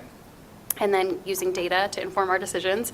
Capacity, so building capacity to, again, be guided by data, driven by equity, and be really responsive to student needs. I've worked at a lot of institutions of higher education, so this is not unique, but we often organize ourselves for what we are comfortable with and what makes sense to us, not necessarily our students. And I think we do our best, and also it's hard to do. Our students change. Our students 5 years ago look very different from our students today, and our students in 5 years from now are going to look very different. So that's kind of the beauty and also challenge of this space is we have to adapt quickly to meet demands, and then aligning so that we can maximize enrollment impact and student success. So that's about kind of building capacity. And then the process is prioritizing clear student-centered practices and processes that minimize friction. The harder it is for students to get a thing done, whether that is applying or registering for classes or finding classes that don't conflict, the less likely they are to do a thing, which seems really obvious, but like, it's not, and it can be really uncomfortable to think about the places where they're experiencing that friction. So altogether, I have a very corny visual that I'm going to give you. Y'all are going to be really sick of this. So I think about the culture piece, like we're trying to build like a really strong ship that is resilient and can withstand like a lot of harsh weather, swells. I think that's a weather term. I don't know. And then the capacity piece is like knowing where to aim the ship. Like if we have a really strong ship, but it's aiming in the wrong direction, like it's not super helpful. And then the process piece is trying to clear the water so that we're getting there where we need to go in this most seamless way possible. So these again are kind of like long-term outcomes. So the idea is that the end goal is like we want to create. When I got here, I was so focused on like, we need to increase the retention number. And then I think what I realized is that like, that is great. And also we need to focus on the conditions in which the retention numbers will naturally increase. Because just trying to change a number for the sake of changing a number, one, it doesn't carry a lot of meaning. And this work's hard, so I think meaning is important. And two, I think it's a lot easier to align to a long-term outcome that's not just like, can you do more, please? So we're prioritizing outcomes. These are the long-term ones. These seem great, but they're like actually just a lot of words. So this is an example, and please don't like, this will not look exactly like this, but I use this as an example of a short-term outcome that I'm noodling on currently, being something we want to do in the next like 1 to 2 years, which is examine core processes and create plans to address any gaps, inconsistencies, or inefficiencies in our area. And so some activities and interventions that like, again, aligned to this short-term outcome, we're exploring the idea of a different financial aid allocation strategy that is both supportive of recruitment and retention of new students, as well as enables us to do a better job of longer-term enrollment projections. We can get actually really sophisticated with some statistical analyses around like our current market and who is likely to enroll in 5 years from now. We don't have the internal capacity to do this, but there are specialists who do this at many, many, many institutions. And then measures and indicators, again, those aren't, we want to increase our yield rate. That would be amazing. And also, we think that that will be a measure by how we will be able to assess whether this financial aid allocation strategy is successful, along with first-time, full-time retention rates, which we'll talk about later, and then stop out survey data to get that student voice. So that's an example of just like one thing that is, something we're planning that we think will align to the short-term outcome, which aligns to the long-term process outcome. And these are a couple of others in here as well that are just examples of what that looks like on an action plan basis. I don't know if this is helpful for folks, but I hear a lot like, we need to increase enrollment, and there's so many ideas, and there's so many different levers you can pull, and I think sometimes it's just helpful to think about like, what is kind of the plan, like, yeah. And this is not the only plan. This is one of like probably many, many short-term outcomes on my strategic plan. And then of course our other units have their own short-term outcomes that align to these. So, yeah. Okay, and then of course I'm gonna keep with the corny ship analogy because I just really like it. The ships have to row in the same direction to get to where we want to go. Again, it seems super basic, but it's actually really not. But I will say this year, I have been really excited by a lot of the aligning of efforts that have already happened, and I'm even more excited for those that I think will be happening moving forward. So I'll just name a couple of those. Enrollment, marketing. Maureen and I have been meeting like since August to try to align efforts. And then when Joy came on in January, the three of us started meeting very regularly. So Marcom has really done a lot with cluing us into their digital marketing campaigns and what they have planned, and so that we can kind of dovetail and make sure, like, if these are our primary recruitment markets, this is where a lot of our ad power should be going, and vice versa, as well as visual content creation. And Maureen and her team, and Denise specifically, shout out to Denise, who's made a tremendous amount of marketing collateral for us in a very short amount of time this year. So thank you, Denise. Student success, we can bring students in and then we want them to be successful here. So a couple of things I'll just highlight this year. We brought back a conditional admission process for students who don't quite meet our admission standards, but who we think can be successful here under the right conditions. In the past, there's sort of been a practice of admitting them and just like a regular admission process. Like their letter looks no different and there's no real conditions, I guess I would say. And so we are creating conditions for those students around creating a success plan, and they're gonna get outreach, and here's what will happen if they don't do X, Y, and Z thing. It's very supportive, it's not meant to be punitive, and the messaging is very much, we think you can be successful here, and you don't quite meet our admissions requirements, we wanna make sure you have the support you need. So I'm really excited about that, and Jen's shop is gonna be taking lead on making sure those students we're tracking them and their outcomes, and that'll also, again, in continuous improvement, inform our admissions processes moving forward. They're already excited. You know, Oh my we've gosh, had yeah. students reach out, I need to make my success plan. We're like, it's Yes. May, we will talk to you in Yes. September. I know, Yeah. it's actually so sweet. It's amazing. So, yeah, Yeah, that makes me really happy. I know.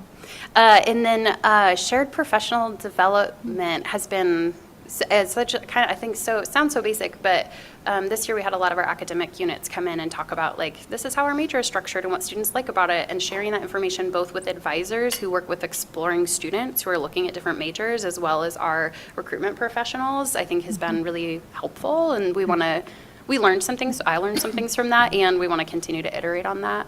And then last but probably most importantly, huge shout out to financial aid and Tina and Kella we were the first Oregon Public to award financial aid this year. Yeah.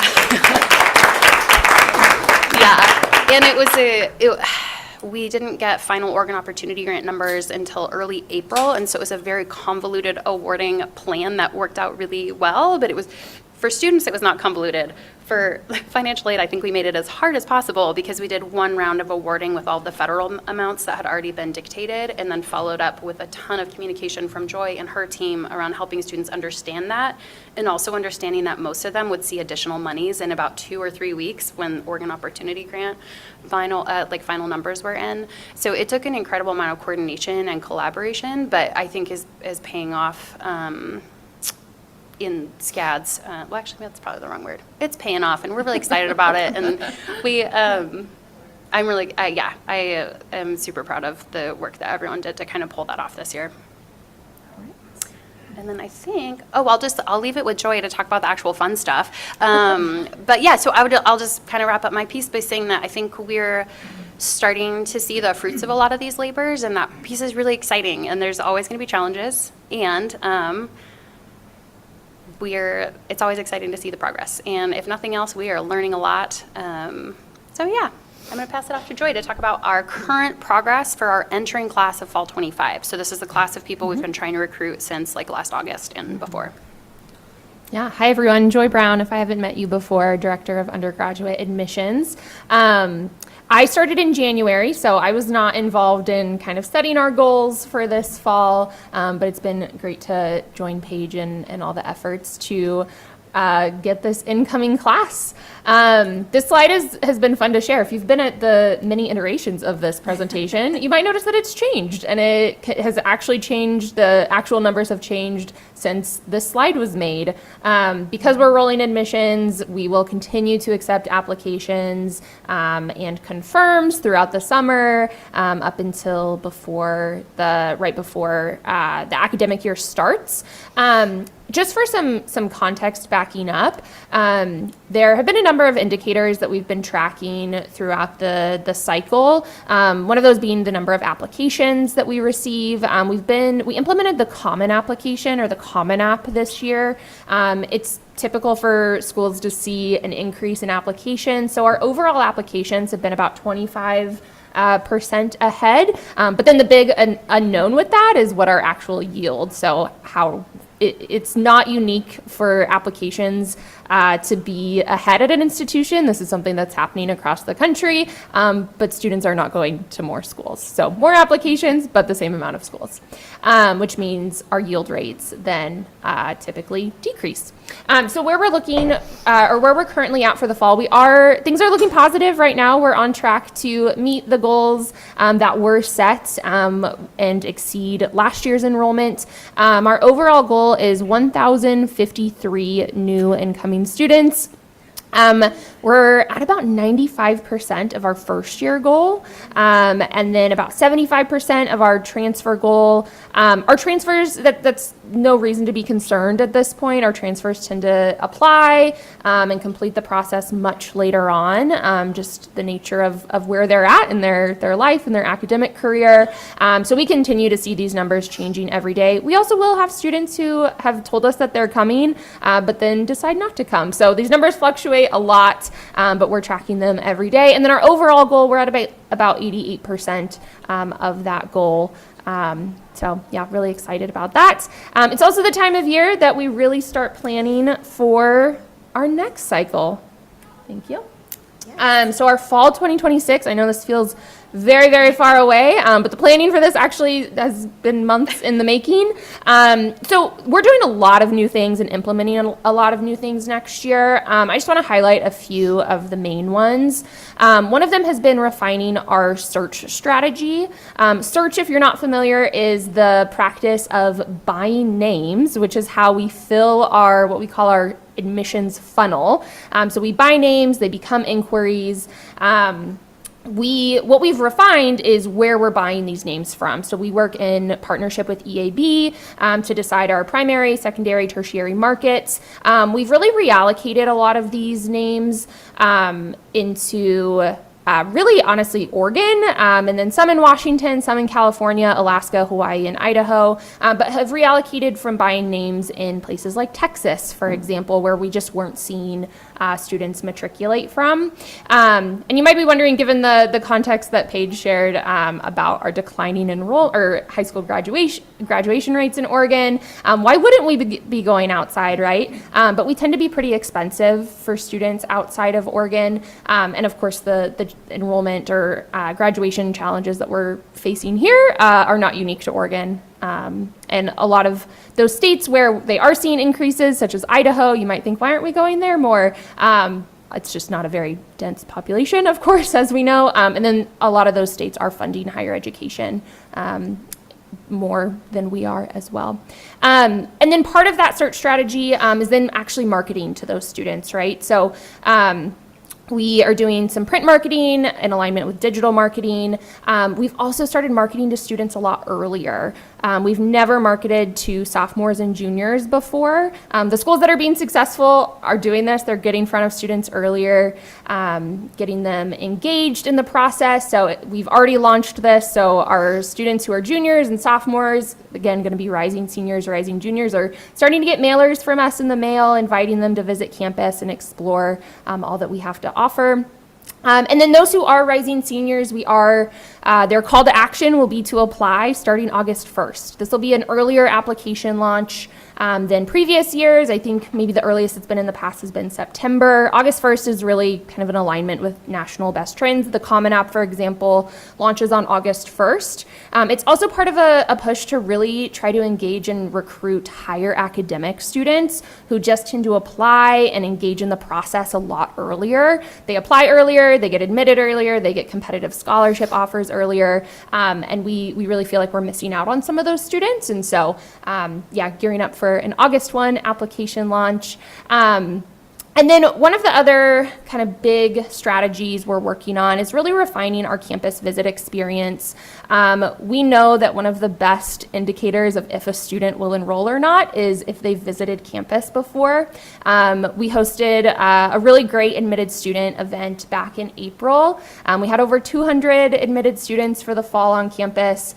Over 90% of the students who attended that event have confirmed their spot for the fall. So again, we know that those students, if we can get them here and we can show them how great this place is, that we've really increased their chances of enrolling here. We also want to make sure it's a really great experience when they do get here. So refining the campus visit, making sure that we're showing them the best of what WOU has to offer. And then all of this, I'd say too, is kind of wrapped up in a really strategic communication plan, making sure that we're communicating really well, really clearly, really access forward with our students, and making a streamlined process for them as far as their handoff to our campus partners who will serve them once they get here, such as advising. So with that, I will hand it off to Jen. All right. I'm Jen Koshnick. I use she, her pronouns, and I'm the Director of Student Success and Advising. We are, yes, fully in advising mode right now, so thank you to anyone who is part of that effort. I also just wanted to speak, the partnership, I feel like this year with admissions has been wonderful. We have coordinated communications, so students are getting communications from admissions saying, check your WOU email, get registered for, meet with your advisor. And I think as of this morning, a third of our new students are already registered for fall term. So that is great. So lots of great stuff happening. I'm going to talk a little bit about some of the past student success initiatives that we've done, and then look forward and tell you what we have planned for this coming year. So I do want to acknowledge that although SSA does lead a lot of these initiatives, we couldn't do this work without our campus partners. So we've got great partnerships with our other professional advisors, faculty advisors, our college serving TRIO programs, MSSP, all of those folks we work really closely with to make sure that we can reach as many students as possible. So one of the things, and we really, I feel like started this when Paige got here, was increased advising support for key populations. So we've got a few years of doing this. We've done several iterations. Some examples are 1 year we targeted students coming in who had lower high school GPAs. So giving those students a little bit of extra outreach, connecting them with resources. This past year, with the change in the grading policy, we really focused on students who had 75% or less credit completion. So reaching out, saying, hey, we want to meet with you. Let's get you connected with financial aid. Make sure you're on track. This is super important to make sure that you're staying above, if you have financial aid, staying above that 67%.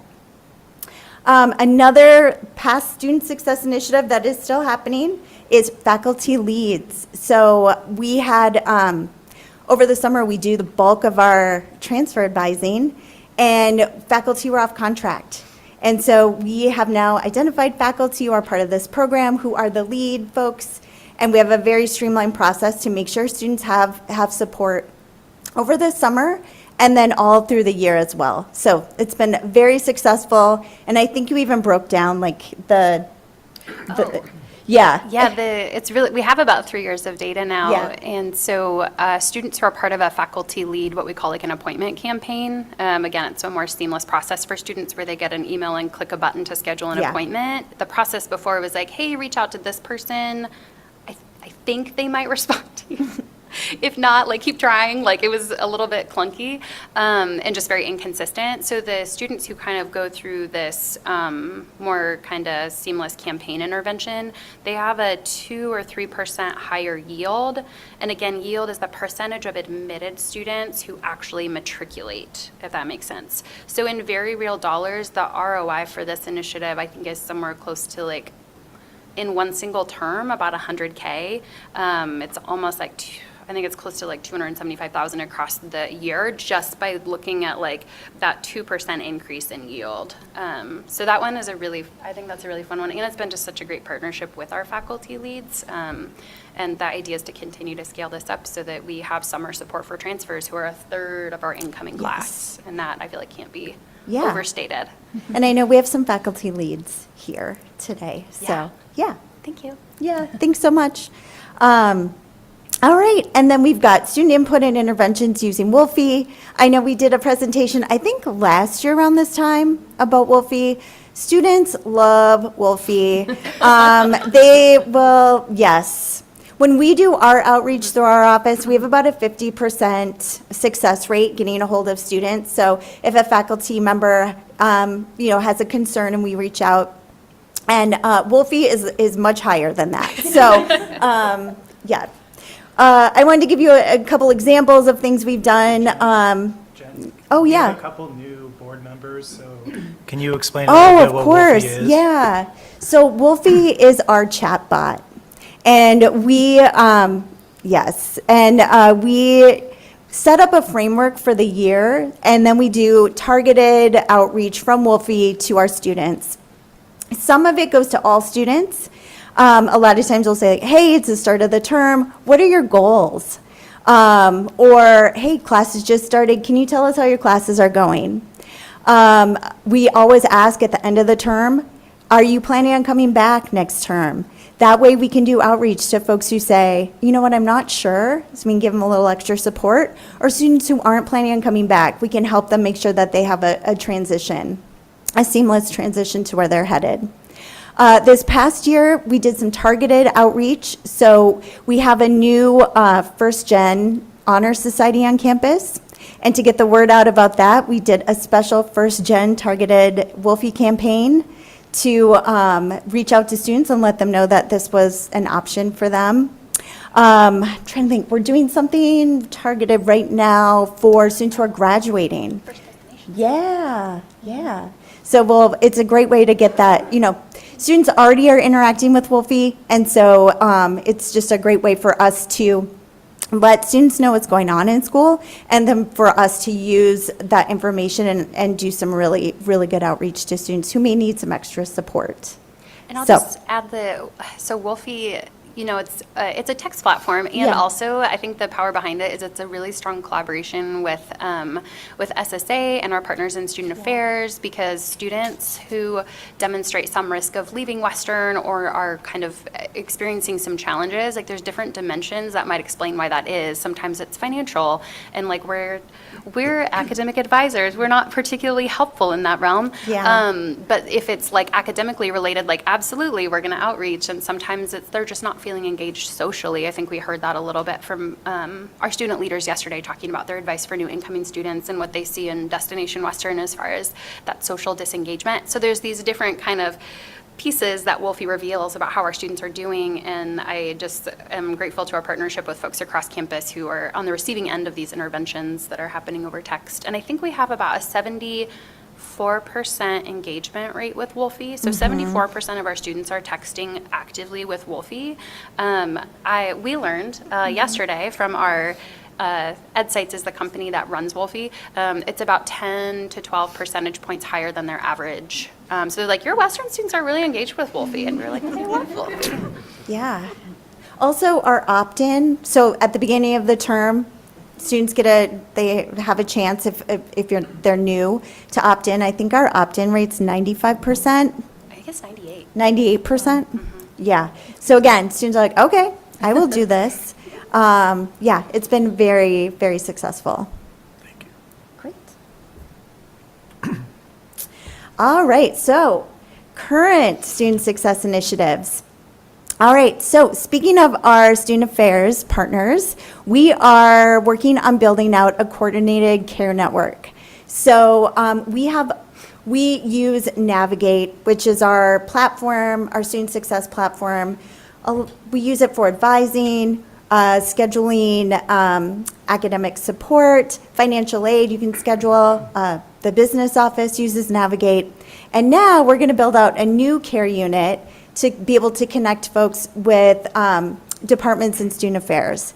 So I think our partners that we are working with right now are the Veterans Resource Center. We're hoping to get Abby's House connected, and then also Disability Access Services. So that way, when we're meeting with students, we can either schedule with another office right there when they're when they're with us, or we can do a referral and make sure that that student knows that their information is going to get to the right place. So very excited about that. So more information to come. And then this spring, we've been working on launching our Navigate student app.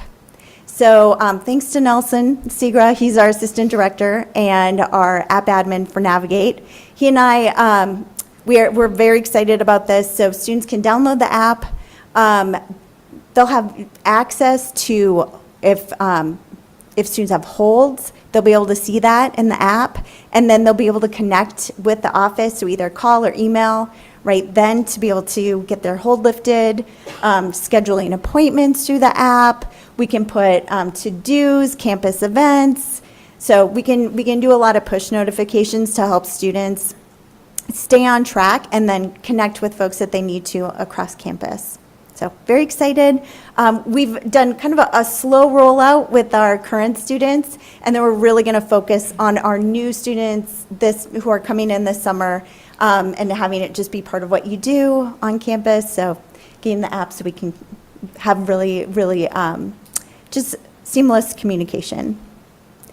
All right, degree planning software pilot. This is also very exciting. This is through Navigate. And so a lot of these activities are also tied to our Title III grant. We have on campus, we have a degree audit software. So we have degree tracks where students can see how many credits they need, what classes they have left, what classes they've taken. And now we're going to pilot software that tells students, okay, so here's your plan. Here's when you could take the classes. And here's your map for what it looks like for you to finish your degree. So we are just launching this. Nelson and I are in meetings right now to start building out some plans. We've got some campus partners who are going to pilot with us for fall. And so we're really excited to see how this, I think this will just be really a good tool for students to be able to see not only like what they need to finish, but how they're going to do it. All right, and then we also talked about the conditional admit support. So our students who are conditionally admitted will be getting some outreach from our office. They'll meet with one of our advisors. We'll create a success plan for them. We'll get them connected with either a peer academic coach or tutoring on campus, and they'll also have access to a professional advisor. So just providing a lot of support in their first term to help them really get off to a good start and have and then hopefully by the second term, they'll be in good standing and above 75% credit completion and can come see us if they want to. So I think that's all of our current student initiatives. I think so. Is there anything I missed? No? Okay. Well, I mean, we're only covering a handful. There's probably like 20 more Yeah. things we could talk about, but we, time is of the essence. I will leave us, again, shout out to Georgia and actually Mike Baltzy. This is a graph I took from the IR website that I've been looking at. It's been updated. It's not updated for this year, but like I live in this graph since I got here. What you can kind of see here are our first-time, full-time retention rates. The retention rates for your first-time, full-time cohort are important because it's kind of a key indicator of institutional effectiveness. It's how many of your first-year students who are enrolled full-time chose to re-enroll the following year. So it's a year-over-year metric. You get kind of your feedback once a year, although there are leading indicators that we monitor very closely. And at Western, when I got here, it had been like relatively, well, actually remarkably stable at about 70% over the last 10 years, which is very, honestly, good for an institution that admits about 90% or more of its applicants. So to situate this in context, a very national sort of metric for open access institutions tend to have like around a 59 or 60% retention rate. So we are not exactly open access. We do deny some students admission if we don't feel that we have the support they need here, but we do admit regularly about over 90% of our applicants. And so to have a retention rate around 70 is not bad, and also there's typically room for improvement there. And as you can kind of see, 2020, that cohort, everyone kind of took a hit that year because COVID was, man, that was a fun time for everyone, for so many reasons. But I actually am super excited to see kind of there was an immediate downturn and then kind of the next year return to the 70% kind of average. And then the following year, we were able to hit a historical high, which was 76%. And that was actually enough to bring our historical 10-year average to 71%, if you round up. And so our kind of goal on the student success side is to continue to like while away at this until our 10-year average is like inching closer to that like 73, 74% average. Retention can be really volatile because there's a lot of factors that are external to us, and then also even just like the size of your incoming class and when they applied and when they were admitted and how many were conditionally admitted and academic profile, all of those things are really indicative of predicting retention. So last year's cohort was a little lower. They were around 73%. There were a lot of reasons for that I won't like go into that. We lost a little bit of our progress. But this year so far, our term-to-term persistence rates have been really high for this cohort, our fall 24 cohort. So I'm really curious to see what happens over summer. But we're shooting for 76%. That is our goal on the retention side. That is our goal. And we have our number of students that we gotta get enrolled, and we'll be working on it for the next 4 months while Joy and her team are working on the entering class, and then it will all converge and we will ideally have enrollment stability. So I have a couple of key takeaways, but I'll just like really quickly, if we think about enrollment, it's complicated. And people say that, but I think I have this sort of analogy that I've been working on and refining, and I don't think we're there yet, but I'm gonna share it anyway because it's the best I have. We can have things like retention increasing, and we can have even our graduation rates increasing and still be having declining enrollment. So it's really hard because when you see enrollment decline for over 10 years, you tend to think just everything sucks across the board. That's like, what you might ascertain from that. And I think it's really important to highlight some other really important work that is happening. So if you think about enrollment like a bucket, you have like a little hole at the bottom for ideally attrition for students who are graduating, and then they're kind of like falling out the bottom of the bucket, and you have to replace water at the top of the bucket to equalize. And then with natural attrition of students who might transfer out or stop out and leave college altogether, it's kind of like having a bunch of holes in the bucket. So even if you're plugging the holes and doing a fairly effective job at plugging the holes relative to other buckets like your bucket, if you're not replacing the top level at the same rate that it's coming out the holes, you're going to continue to see declining enrollment. And so having all of the hole fillers and the top of the bucket fillers work together to kind of try to stabilize the amount of water in the bucket, I think is really key. And that's what we're trying to do, is basically stabilize the bucket. So we're implementing best practices and trying to improve our recruitment, our retention, and our long-term enrollment stability so that we have, if nothing else, I want folks to have an accurate idea of what enrollment's going to look like. Ideally, it increases and stabilizes there, modestly. We've also seen the enrollment projections for the next 20 years, and that's a tall order. And I think just being really realistic about, so we can plan for what that looks like, I think is important long term. Capacity building and aligning efforts are beginning to show some cool results. And if nothing else, we're learning so much, which I think is great. And helps us kind of continuously improve. And then our early indicators for fall 25 are really positive, and I think that's important because we have to be excited about the victories, while also acknowledging that the final numbers are really uncertain. Our first year deposits are way above where our final enrolled numbers were last year, and there's 4 months, and a lot has happened in the last 4 months. So it's, there's always that level of uncertainty, and there's a few things that keep me up at night, like are our transfers front loading? Are we truly 15% up applications? Like, is it gonna look like the same kind of timeline as last year? These are the things that I think about. And then finally, because of that bucket analogy, even though we have a very ambitious enrollment and retention goal that is set for fall 25, our overall headcount, I'm not really expecting it to increase significantly.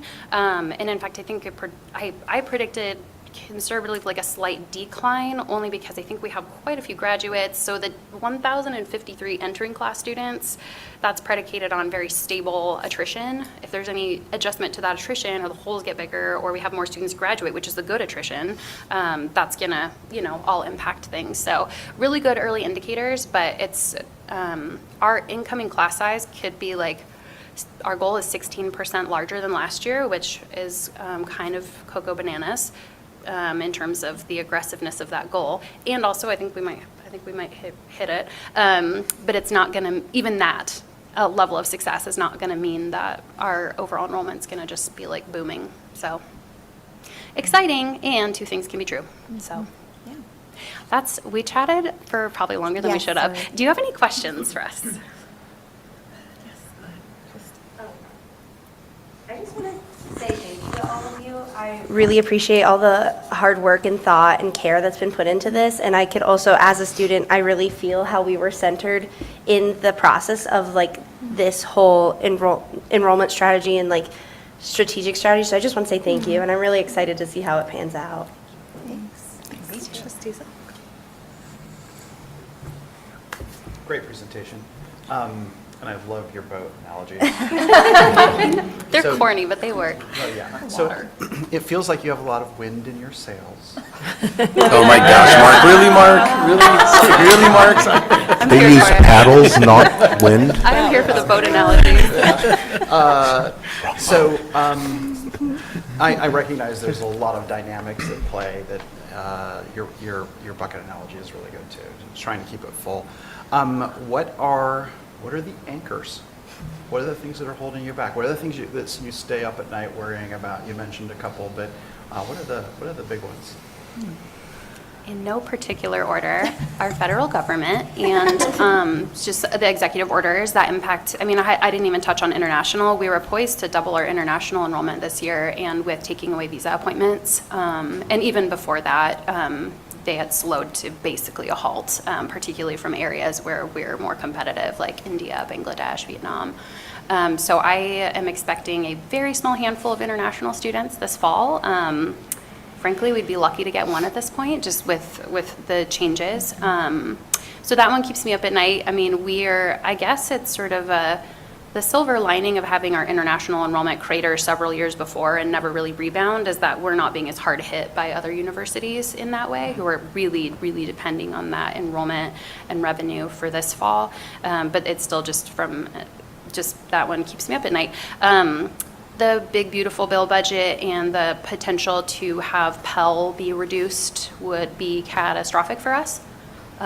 Me and Joy are not entertaining a future in which that happens, but there is a part of me that's like, that is a very real possibility. Over 40% of our students are Pell eligible, and so if they're looking at a $1,500 reduction in the max Pell eligibility amount, that means that's 40% of our students who'd be deeply impacted. Those ones keep me up. Our ability to attract and be really competitive in the transfer space, it's a third of our incoming class, and I think we truly have a lot of advantages in this space for being transfer friendly in a way that a lot of larger universities have a hard time being. And also, I think some of our transfer systems we could shore up to increase that number. That's going to be one of the only increasing markets in the next, like till 2041, is like college, folks who have college credits but no degree. So how we can be competitive and nimble enough to serve that population. What else, team? Mental health, student mental health. Yeah, I was going to say, I feel like from an advising standpoint, I think, mental health, and then, financial impacts, students not being able to afford school. Yeah, and going off of the page you talking about transfers, I think just the level of competition is only going to get much more heightened. I think transfer students are a good example of they haven't been a priority for a lot of institutions, particularly privates in the state. But as those schools face enrollment challenges, they're going to say, okay, what students can we target and try to get? And so transfers are one that I think are going to be more competitive to get here as well. Yeah, go ahead. One more. Okay. How confident are you in that estimate through 2041? It feels like, when I look at that, it feels like there's been a very heavy weighting on Oregon's migration in the last 5 years. When we look at it organizationally, we don't believe that holds true moving forward. This is such a good question. I feel like we should grab coffee sometime because I will literally talk about this for hours. It's really interesting because they kind of predicted the same thing back around it was, I think, the 70s. They're basically like, well, this generation's on, it's going to be this huge decline, and the opposite happened. And there was also a gigantic investment in higher education at the federal and state levels at that time. So everyone had predicted in 70s, 80s, this huge decline that never really bore fruit.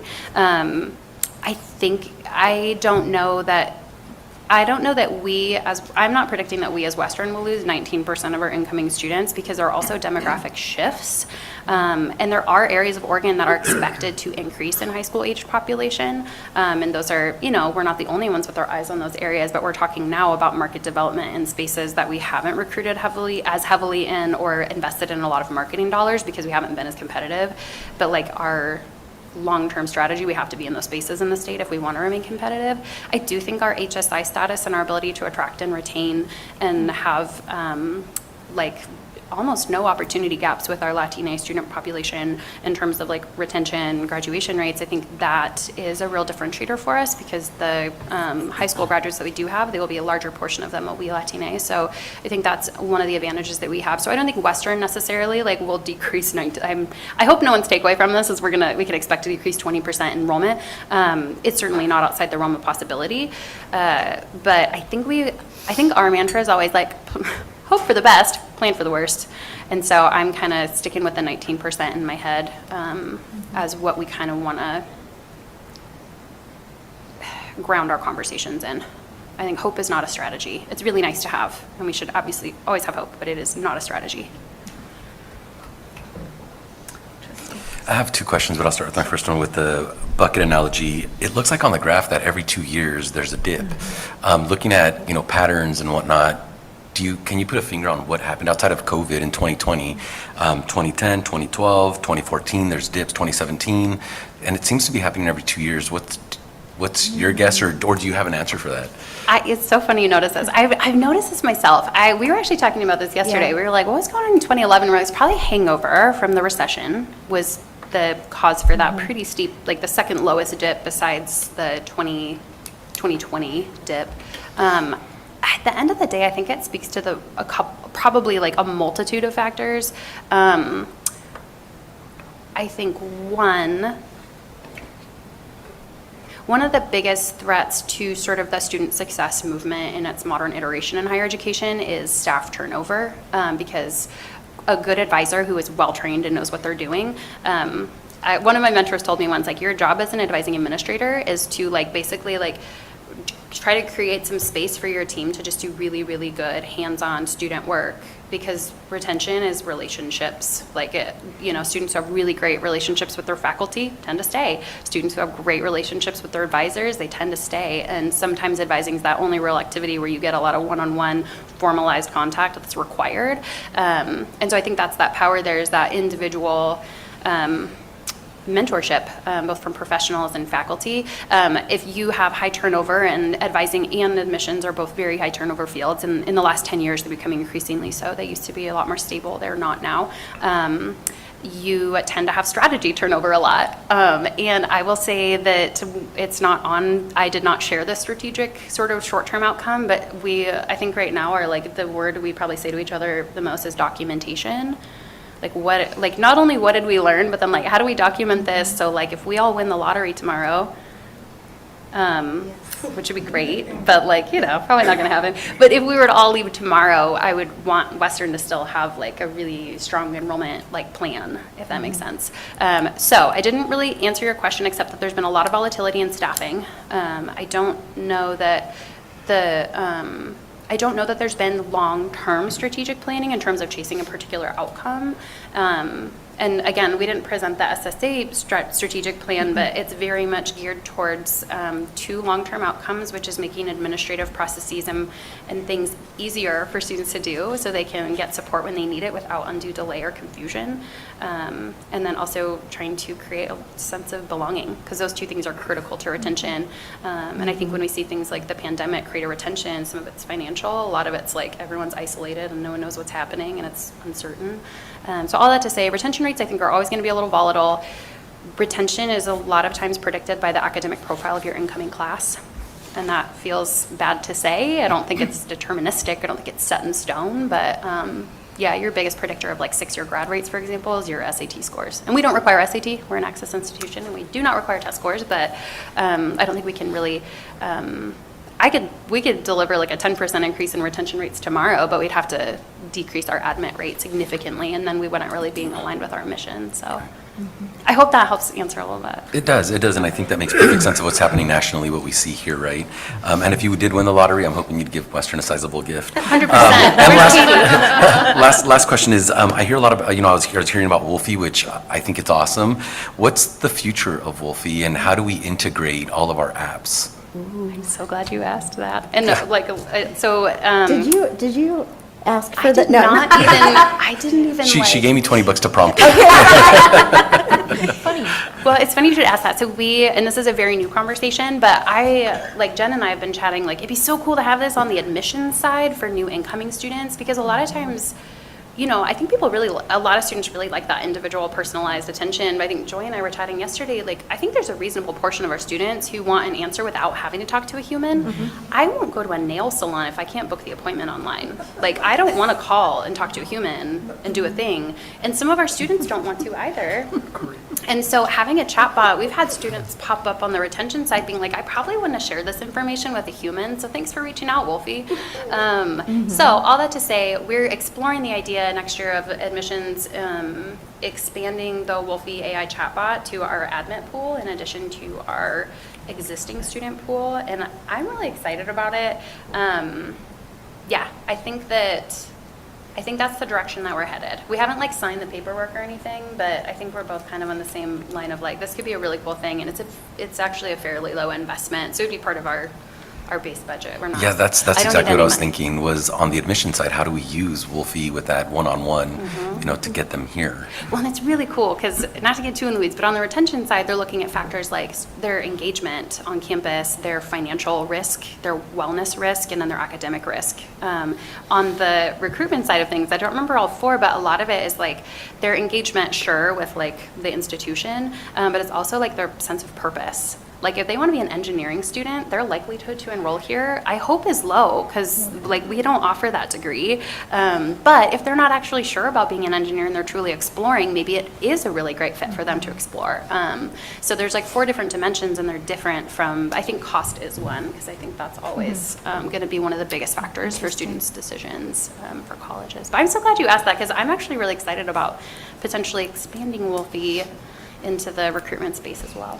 Yeah, and I'm excited, especially as our application volume continues to grow. We have the same size team, and so it'll, I think, really allow us to know where our recruiters should focus their efforts and what students, just added us because we were a free school on the Common App, and their chance of coming here was always very, very slim. Then we can actually focus on the students who have a chance of coming here and help meet their needs early on. So, thank you. That's amazing. Oh, go ahead, Trustee. We talked about retention and graduation. Do we have a measure of how long students are students before they graduate? Yes. Yeah. So similar to retention, some of the key metrics for institutional effectiveness that we report to the federal government, that all institutions who receive federal funds do, are 4- and 6-year graduation rates. We've seen a lot of progress with our retention rates in the past few years, and it's volatile. Our graduation rates, there has been an increase in our graduation rates, the percentage of our students who complete in 4 and 6 years, but not nearly as much as would be good to see. That's part of, I think there's a lot of levers to pull there, and I do not mean to suggest that there's any panacea, because there's not. However, most institutions have long-term degree planning, the ability for a student to map out term to term what they have to do in an organized fashion that is accessible, and here it's fairly inconsistent. Some units do it, some don't. Some advisors within units will do it, and others are that's not my job, that's the student's job. And so I think there's just I think students being able to look at not only what they have left to complete, but when and how they do it, I think is really important. But there are so many things that impact the 4- and 6-year grad rates, and like I mentioned, a lot of that is also determined by entering class academic profile. I'm saying a lot of words. Our 4- and 6-year grad rates, frankly, are not where they should be. So going from that degree planning, you had mentioned about the degree planning app, Yeah. right?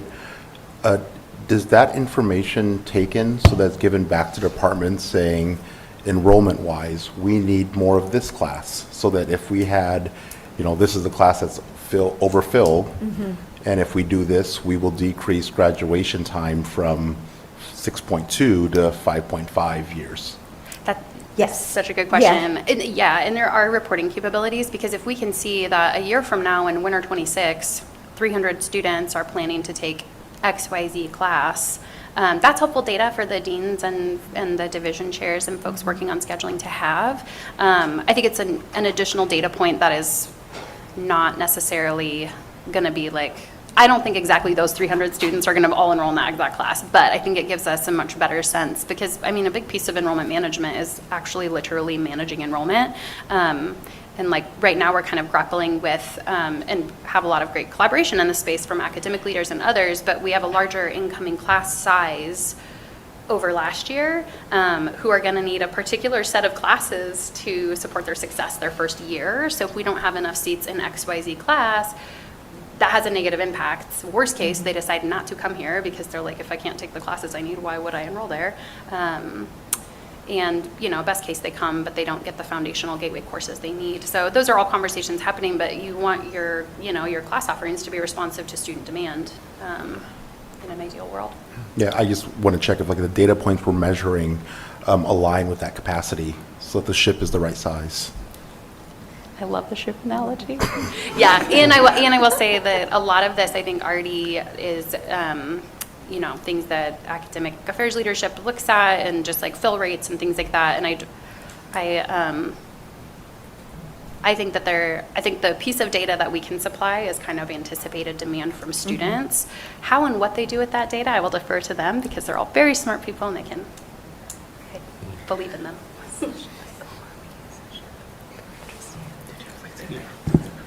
So before you leave, or maybe there'll be another question, but I just wanted the trustees to, I'm sure you're getting the sense, but I wanted to thank them for the work you do, but also the way you do your work.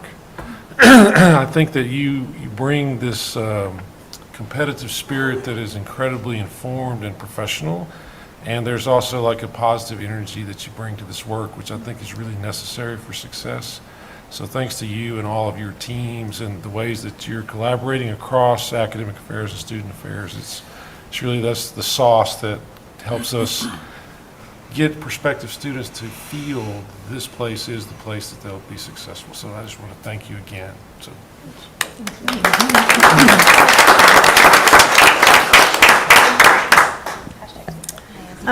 Thank you. We have another question. I love everything that you're talking about. This is really great. So thank you for all the work that you do. We also know that faculty do a lot of advising, and some faculty are very invested and very hands-on in their advising and take that responsibility very seriously, and they tend to be rewarded with being overburdened with advisees. And some faculty do not really make that same investment. What are some of the strategies for increasing the capability of faculty advisors who do the bulk of advising after those first gen ed years once students have actually declared? Do you want to start? I'll start and then fill in, because I'm sure I'll miss something. It's like the $1 million question, right? I know. Well, first, I was not involved in the bargaining, but I do think rewarding, actually think I'm in advising as a service activity, that it should absolutely be recognized. I was so excited to hear that that was even a topic of discussion, because otherwise it's just added labor, and if you're good at it and care about students, you get more of it. So I think that structurally was such an important change. I'm excited to see how that bears out. When I first got here, we have a really faculty-led model, which I think has a lot of strengths. But as you point out, it can be really inconsistent, and that's there's pros and cons to every advising model. And I am actually very staunch proponent of faculty mentorship and faculty advising because there's a lot of research around retention being positively impacted by particularly the relationship between teaching faculty and students and having one-on-one meaningful interactions outside of the classroom. There's a reason it's like a high impact practice. And where I think professional advisors really excel is working with students who are in transition or need help navigating like complex bureaucracy. There are different strengths that like of different advising professionals. So there's no one right or wrong kind of like advising model. And I think to your point, having more support for faculty who enjoy and are very good at and rewarded by that advising work.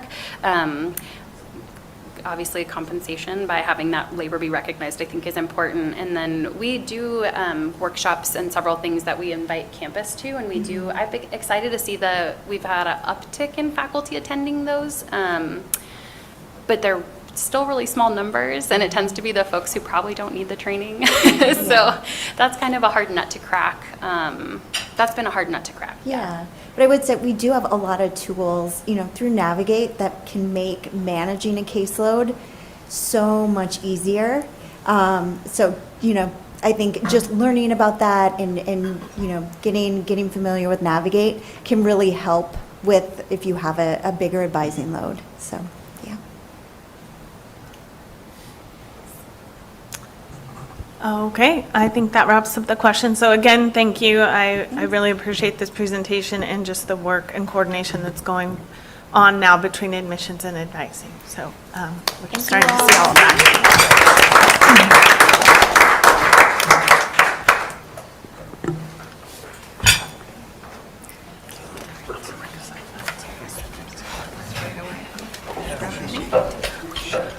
I think we're going to take like a 5-minute break to clear the tables.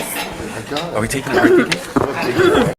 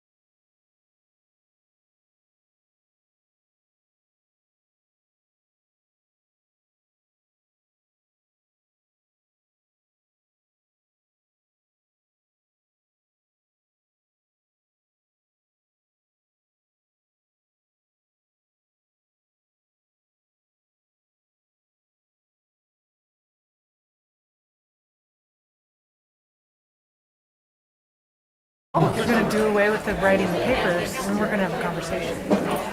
You need to tell me when you know. Maybe we'll go back to that. I want to know. Your water bottle in time. Oh my gosh, it's such a hot topic. All right, I think we're going to move into our Finance and Administration Committee, and I am going to invite Committee Chair and Trustee Gail Evans to provide an update for the FAC Committee. Thank you, Chair Fasana. And as I am providing a very, very brief committee chair update, I'd like to invite Vice President KB and Director Moreno Camry up to get themselves set up, because we have a really big agenda item, and that is our preliminary 2026 fiscal year budget, or academic year budget. And I just wanted to say what a wonderful backdrop to this conversation. Really good questions, the presentation on enrollment, admissions, retention. Those things are key to our budget. And I would also like to add on to the accolades for Paige, who's just now getting her lunch, because one of the acknowledgments given at the committee meeting was that Camry had more reliable enrollment projections than we've had in the past. And that is because of Paige and her work. So even though it may not be as bright as we hoped, we know those numbers are strong. Uh-oh. Sorry. Somebody separate them. We're having a human moment here. So we really appreciate that work. And I was going to acknowledge someone else with regard to this. Oh, and also perhaps Desiree and the rest of the administration. This budget puts in projections for all salaries, okay? It doesn't mean we're going to spend all of that, or, you know, but my point is this is a more realistic view of next year. And I really appreciate that, because, you know, we're grappling with some very big concerns with this deficit. And so when there are big placeholders that are missing or not reliable, we keep getting a shock to the system. And, you know, perhaps we can dial this in well enough where we won't even need a preliminary budget, or if we do a preliminary budget, the changes come fall will be immaterial and easy to deal with at that time. So that to say, I think we've made a lot of great progress. And I also like to appreciate KB for all the hard work he's done, just being here maybe 65 days? 68. 68, okay. I was close.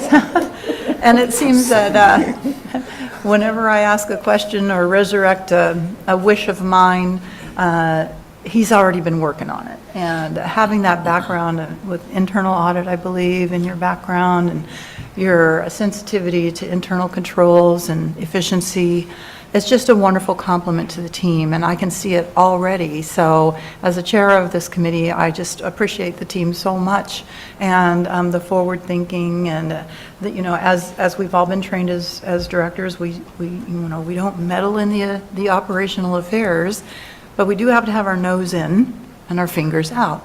And every time I stick my nose in, I'm not even tempted to get my fingers on things, because it's well in hand.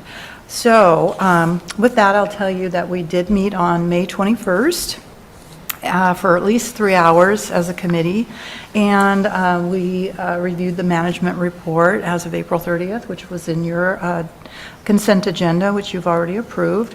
We walked through a budget dashboard update. We looked at trend. We looked at performance relative to target. And there was also improvements made to the dashboard that without us even asking. So even more good information for the committee. And then we looked at cash flow projections. And then we heard from our technology advisory and our budget advisory committees, both doing wonderful things and showing concrete work plans and results to date on all of the hard work they're doing. The technology committee is even looking at estimates of savings from the banner optimization project. And our UBAC budget committee really partnering well with administration to improve engagement and transparency of the budget process. So we heard a lot about that. And then we have, of course, reports from the finance and administration team, capital projects, things like that. So yes, the committee probably meets for the longest period of time in between board meetings, but it's always a good agenda and very packed. And I appreciate the committee members. You know, maybe they should only be on one committee in the future, and that's the FAC, because we ask so much of that committee. Just a thought off the top of my head. Anyway, both of our time was spent on the preliminary budget that you see before you today. You'll notice that, yes, we are continuing a deficit trend, but our performance for this fiscal year is better than expected in terms of preserving the or not running down the reserves or the reserve fund account as much as expected and having higher than expected revenues. And so it looks bleak if you just look at the bottom line, but you can see the efforts starting to pay off. You can see traction being gained. And then the projections for next year, and then the 5-year forecast is another issue because it doesn't include some of the big budget cuts that are to be figured out. So the forecast is looking brighter than it has. It still is forecasted at a deficit, but we have work that we're going to be doing. So I just want to kind of put that in perspective that we are making progress in the right direction, and I have faith in this team. I know it's grueling. I know there's hard work ahead, but I think we're really firing on a lot of different cylinders, and it feels, I feel this optimistic for us. So with that, I'd like to turn it over to KB to give some highlights of your VP Finance and Administration update, and then the two of you can perhaps walk us through the preliminary budget. Thank you, Chair Gail. Thank you, everybody. My name is Kwabena Boachi. I go by KB, and I have spent 69 working days. I lost 1 day on the Memorial Day. So if you take that away, then I'm 68 days. I'm still counting. And like I keep saying, so far, everybody has been very, very welcoming. So I'm very appreciative. It makes the job easier. And I keep talking about throwing ideas around. I have a background in audit and consulting, and that is what we used to do. Like you go to a place, you review the work, you send a recommendation, then you walk away. So as you observe things, you are tempted to provide recommendation, then you decide to walk away, then you remember that, hey, no, I'm stuck here. I have to find a way to implement the recommendation myself. So when I say I throw ideas around, that is what I mean, because I worked in audit and consulting for some time. So I have that insight to observe, review things, and quickly come up with recommendations. But unlike a consultant who will do it and walk away, whatever I observe here, I have to find a way to implement. And then you have to find a way to navigate relationships, culture, and a whole bunch. And people are very receptive to new ideas, and then we are finding ways of engaging and then trying to convince people to see different perspectives. So there's a lot of things that we are prepping to do, but we are gradually going to work on them.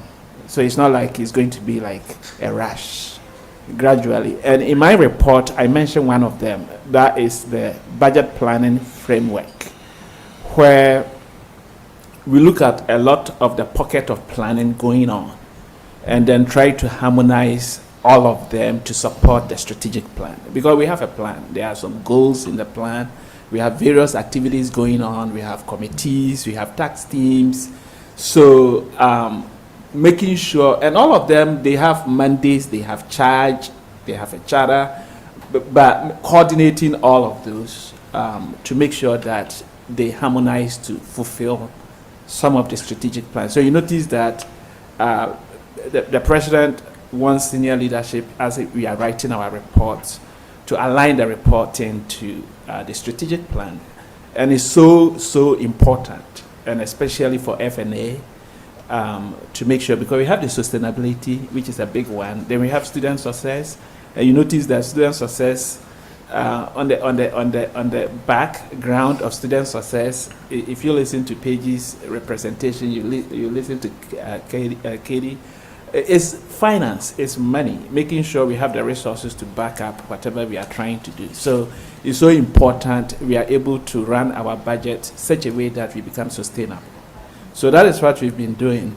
A quick highlight on the budget that Camry is going to run through for the board. Budget is built on assumptions, and the biggest assumption is enrollment. You can see the split between state allocation and local revenue, as we call internally generated revenue. It's supposed to be 50-50, but when you look at our stars, the last time we did the annualized one, it was 52 internally generated and 48% from the state. So when we went to the WOU Day at the State House, that was something my team, students were leading it, but I would chip in with that. I will tell them that, hey, I don't know everything that went in, whatever legislation it was that led to that split, but have you guys taken a second look where the ratio is now across the public university? Some of them, the conference said no. I said, okay, at WOU it's 48-52. So now there's that 2% spread, meaning now we are tasked to come up with more, like 2% more resources. Then they'll make notes. They say, oh, okay, we will make sure folks are aware of this. And I say, yeah, now the spread is shifting. Mm-hmm. So if the intent was 50-50, whatever the reason is, now it's 52-48, at least for WOU. So that was my advocacy, making sure they are at least becoming more conscious of how the spread is shifting. So if the intent was 50-50, then they have to find a way to make sure that they are realigning. And I know Trustee Gale mentioned if there's going to be a structural policy or legislation that is going to realign, and that is one of them. So I mentioned that they should take a second look at the spread. Mm-hmm. It's no longer 50-50. I don't know about other schools, but at WOU it's 58%, 48%. Mm-hmm. And our biggest assumption is enrollment. And when you look at the budget that we are presenting to the board, we are looking at 0.4% decline overall. And then we have the COLAs. So like Trustee Gale just mentioned, so instead of leaving that open, we built a 3% COLA, meaning cost of increase adjustment for unclassified employees, which is part of the cost accumulation. So it's not like we're coming back to look at how it's going to look like. Now it's built as part of the budget. And for the classified, we are looking at overall about 10% increases for our classified employees, which is also already built as part of the budget. And our faculty, about 6%, which is also built. So we try to look at the cost accumulation so that we can properly match that to our revenue. And we've done that. And the revenue projection also factors in the potential decline that we are estimating. Going forward, we are trying to do a split between our fixed cost and our discretionary cost. And when I say fixed cost, I'm talking about our labor, I'm talking about our obligations. We have contracts, subscriptions, licenses.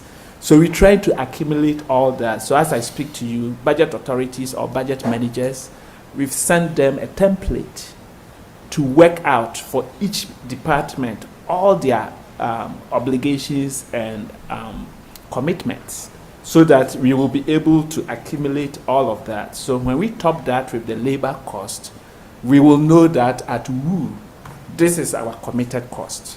And then we look at the picture of the discretionary, and then we are going to implement a new budget request process. So if there is going to be a discretionary expenses, then we have a strategic plan. So how is that discretionary expenses going to align with the strategic plan. And that is where our Budget Advisory Committee also come in, the UBAC.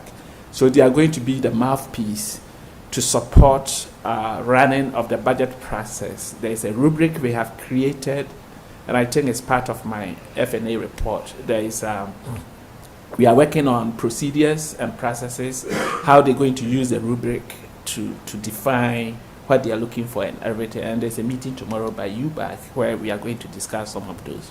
So we are hoping as we work through all those processes, then we will get to a point where we are able to bridge the gap between recurring deficit and true deficit. Because when you look at the management report, you notice that we are predicting less than 800,000, 700,000 in deficit spending at the end of the year. But when you look at our recurring expenses, this budget is predicting about 3.4 million, meaning there's a spread of about 2.8 to 3 million that needs resolving. Is the resolving going to come from cuts, or is going to come from refining processes and refining how we accumulate cost or how we allocate our budgets? So that is something we are working on. So we are looking forward to look into all those processes, the planning, get all the cost accumulation for commitments, obligations, working with our HR for all the benefit cost, which is also very important component of our cost accumulation. How much is health insurance? How much is all the pension and everything? So if we can have a handle on the prediction of those costs with our labor commitments and all our obligations, then we should have a population of cost, and then we can compare that to the revenue. And we are thinking through that we'll be able to bridge the gap between the recurring deficit and the actual deficit. So with that said, I would like to give credit to Camry. I came 69 days ago, and I know you don't use 69 days to build a budget, meaning that there has been a lot of work that has happened. Senior leadership, the president. The president, when I came in, what was on the table was, hey, 2% cut for senior leadership. We should come up with 2% cut. And we did. We had about 1.7 million in cuts that is supporting. So with all the cost escalation, the inflationary increases, the colas I just mentioned, we were still able to knock down the recurring deficit by about 100,000 because of the 2% cut. Had it not been for the 2% cut, you are looking at additional 1.7 million in cost. So you notice that it's evening out, but there's more to it. There's strategy to it. There is intentional attempt to reduce cost, cuts, and everything that is going together to make sure that we are presenting the budget we are presenting today. So thank you, Camry, for being a worthy colleague. She made the transition so easy for me. And everybody in FNA and all the senior leadership, faculty, all the committees I serve on, UBAC, UTAC, I can keep on with the acronyms. It's a lot. And I'm very thankful that we are able to deliver this budget to the board. So I'll hand over to Camry to run the board through it. And I'll be here. So if there's any question, we will be happy to answer the questions. So Cam. Thank you. So I will get started with the Education and General Fund assumptions. So this is a reminder, is our main kind of operating budget, our main fund. This is where our tuition flows into, as well as our state appropriation, and this is where the bulk of our expenses flow out of. Key assumptions on the revenue side, as we're getting there. As we've discussed, so we built enrollment on a 0.4%, so 0.4% decline. Echo the shout outs that have been given. This was a great collaboration with Paige and her role, and really appreciative to have that guidance on what to build into the budget. And then we also incorporated our tuition rate increases that you all approved at our last Board of Trustees meeting. I'm going to take this over, maybe.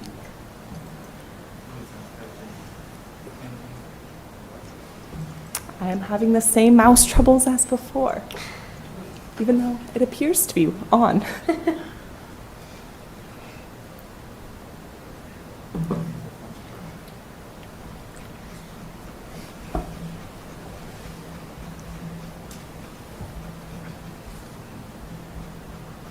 Oh man, sorry. Okay. And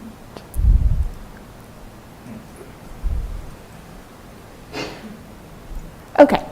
So on the revenue side, you'll see all the different categories of tuition we have. Those are all reflective of that 0.4% enrollment decline, as well as the tuition rate increases that were approved. Altogether, you'll see our tuition, we're projecting, or we're budgeting for a slightly increased budget next year. Basically, we increased tuition more than what we are anticipating the enrollment decline to be. So that's helping offset that. Our online course fees, I'll shout out to. Those are slightly down because the online course fee rate remains constant. So you see that enrollment decline impact affecting that number there. Another thing to highlight is our fee remission budget. We've increased that from $5 million, which is what it was this year, to $5.2 million next year. This was another collaborative assumption with the Director of Financial Aid and our VPSA. Looking at where we are this year in our actual fee remissions, we are closer to that $5.2 million, so it's been adjusted up accordingly. And then the other major assumption on the revenue side would be that state appropriation assumption. So that is built off of the governor's recommended budget total for the Public University Support Fund, and then the huge underlying assumption on top of not only what we're actually going to get from the state, but is that 3-year rolling average that's the underlying data component of the student success and completion model. HEC doesn't get that updated model because they don't have the updated data until the fall. So this is relative, assuming that we're going to get the exact same allocation that we're getting this year, which is about 6.7% of the total PUSF. So you'll note that it is an increase from what we got this year of about 1.2 million. So that looks good on paper, but as has already been discussed by Evan and others, it's still an overall decline in effect. Our expenses are increasing at a rate faster, and many of those expenses driven by decisions that are controlled by them and going unfunded in the model. So a positive that it's 1.2 million higher for sure. But also don't take that just at face value. There's still a lot of work to be done there. Our other revenues are included at flat budgeted level. These make up a much smaller piece of the budget. They're only 5.5 million in total, and they remain pretty consistent looking at where we're projecting to be this year. So altogether, our revenue budget is totaling 76.2 million for next year. And then on the expenses, so this is an exciting piece of the budget as far as some of the improvements we were able to make in the process. And so thank you to my VP over here at KB with some of the insights he's already put into effect, as well as the changes that are coming in fiscal year 27 that I'm really excited about. But so it was a great year as far as salary information goes, because the faculty contract was settled and the classified contract was settled, and that is huge to know what our faculty and our classified contracts are going to be. It definitely makes things a lot easier as far as the budget purposes. And then another big change, as has been mentioned, is that we incorporated that 3% pool for unclassified too. And so all of these changes are very welcome. It hopefully is giving you a much more complete picture of what we're anticipating the expenses to be next year. Other rate increases to highlight, I mentioned the faculty contracts, but that on average is 6%. Classified is on average at 10%. They got a couple of mid-year COLAs this year that had to be annualized next year. We're getting another COLA, I believe, in November. And then they also are eligible for steps, many of them, if they're not already topped out on their steps. So when you combine all that together, it's a steep increase of 10%. And then our OPE expenses. So OPE is our other payroll expenses. These are our benefits. We have very expensive benefits. Our health insurance, we have incorporated a 12.5% increase for next year, which hits hard for all of our eligible employees. And then our retirement, we also incorporated a 3% increase on that rate due to the known increases that are coming out there.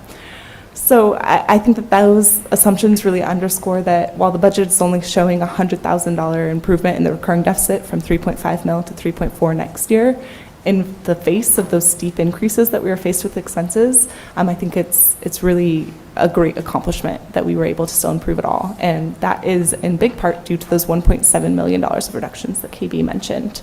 And so those reductions are detailed in great detail where every line is in the write-up, but there were many reductions on the FTE side among various categories, as well as on the services and supplies lines. That leads us to our next kind of section. So you'll see that there's a decrease of about $265,000 of S&S, as well as some changes in internal sales. That one I want to call out just because we've changed the operations of some things, but in net, there's not really an impact. It's been current practice that facilities pays all of our housing custodials, and then housing reimburses us via internal sales. We are changing the way that that's done next year just to be a little bit more efficient and clear, so housing will actually just pay them directly. So that decrease is reflected up in the salary line as well as the internal sales line. So together it's net zero, but you kind of see the stark differences when you're looking at the individual categories. Another thing to call out would be our transfers. We're holding these mostly flat. There's an increase to the athletic subsidy due to the COLAs for the unclassified, and we typically cover those out of general fund, and so that is what's contributing to that $185,000 increase for next year's budget. And altogether, that gets us to that net recurring of $3.4 million. And then we have just 2 one-time budget items that have been incorporated for $278,000, which gets us to the overall $3.7 million deficit budget. So that's our education and general fund. I will go into auxiliaries quickly and then take questions unless anyone wants to interrupt me for questions about education and general fund now. So here is a breakdown of our auxiliaries excluding incidental fee committee. So incidental fee committee is technically an auxiliary, but as you all might recall from our tuition fee discussion, they are completely student run. It's a committee of 9 students that determines the fee and allocates it out to the areas. So that isn't reflected here. But athletics, excluding their IFC funded portion of them, their budget is shown. We're projecting a $400K deficit there. President Peters has discussed the athletics advisory committee and the work that we're continuing to do to try and get that sorted out in the future, and so we'll continue to work on that. Dining is our other big auxiliary, and they're projecting a slight surplus budget.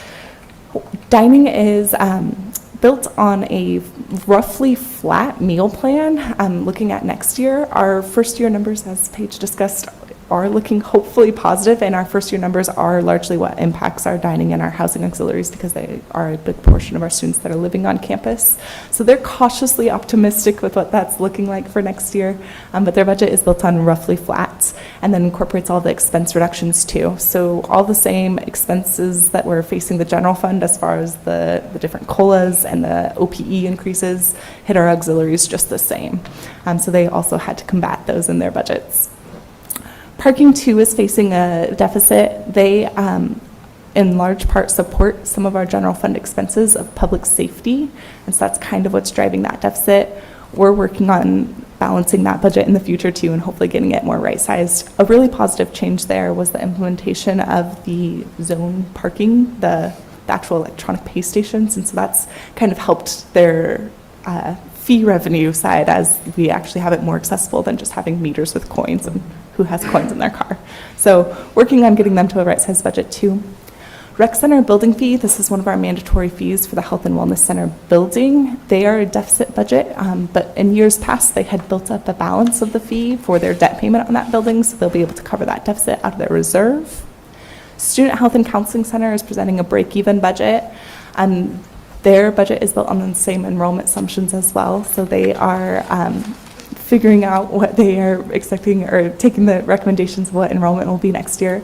And then they also have the layer of 2 different rates for their in-person. So any students taking on-campus fees or on-campus courses pays a higher fee versus our online students. So they make an assumption there too of what our student split will be, and actively are working to deliver the services, but also face those same expenses and balance their budget. And then housing is our biggest auxiliary of all, and they are projecting a break-even budget. They too are projecting roughly flat students for enrollment next year and have incorporated all of the rate increases that you all approved. As a reminder, those rate increases were anywhere from 3 to 5%, depending on which exact residence hall the student was living in. And then another big shift would be that same, although in net, the difference is 0, that same shift that they took on paying their custodians directly instead of via internal sale. Our other auxiliaries columns, this is mostly reflective of the Child Development Center, and then a couple of other small areas like conference services. Altogether, they're projecting to be about break even as well. With that, I would take any questions.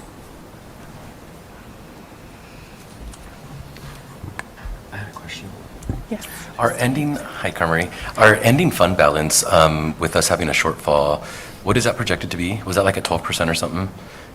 Thank you. I should have mentioned that. So thank you for calling it out. Yes. So with the overall projected deficit of a 3.67 million deficit for the Education General Fund, looking at where we're projecting our ending fund balance to be this year based on that management report, we're showing about 12.9. So when you take 3.7, we'll be down to 9.2 million, which is still a 12% fund balance. And then as a reminder, our board policy is 5 to 15 with a target of 10 to 12. So still right within that target. Thank you.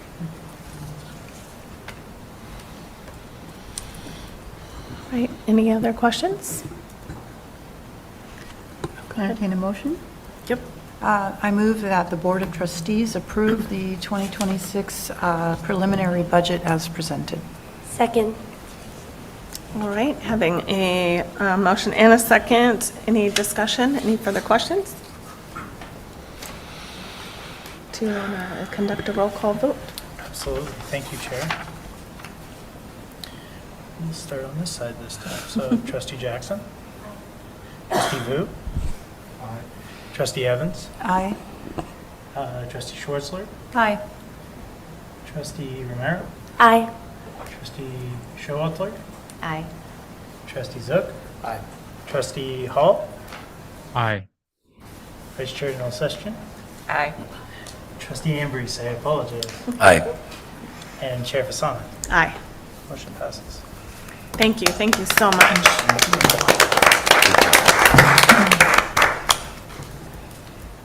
All right, then we can move to the second item for the FAC, which is the committee charter. Yes, that was the other piece of business we had on May 21st and updated that charter. And I would like to ask Secretary Source to walk through the highlights of those changes, knowing that they also feed into the changes to the EGTC charter coming up as well. Thank you, Trustee Evans. As you know, on an annual basis, we review our committee charters. Most of the committees made some substantial changes, some minor changes to their committee charters.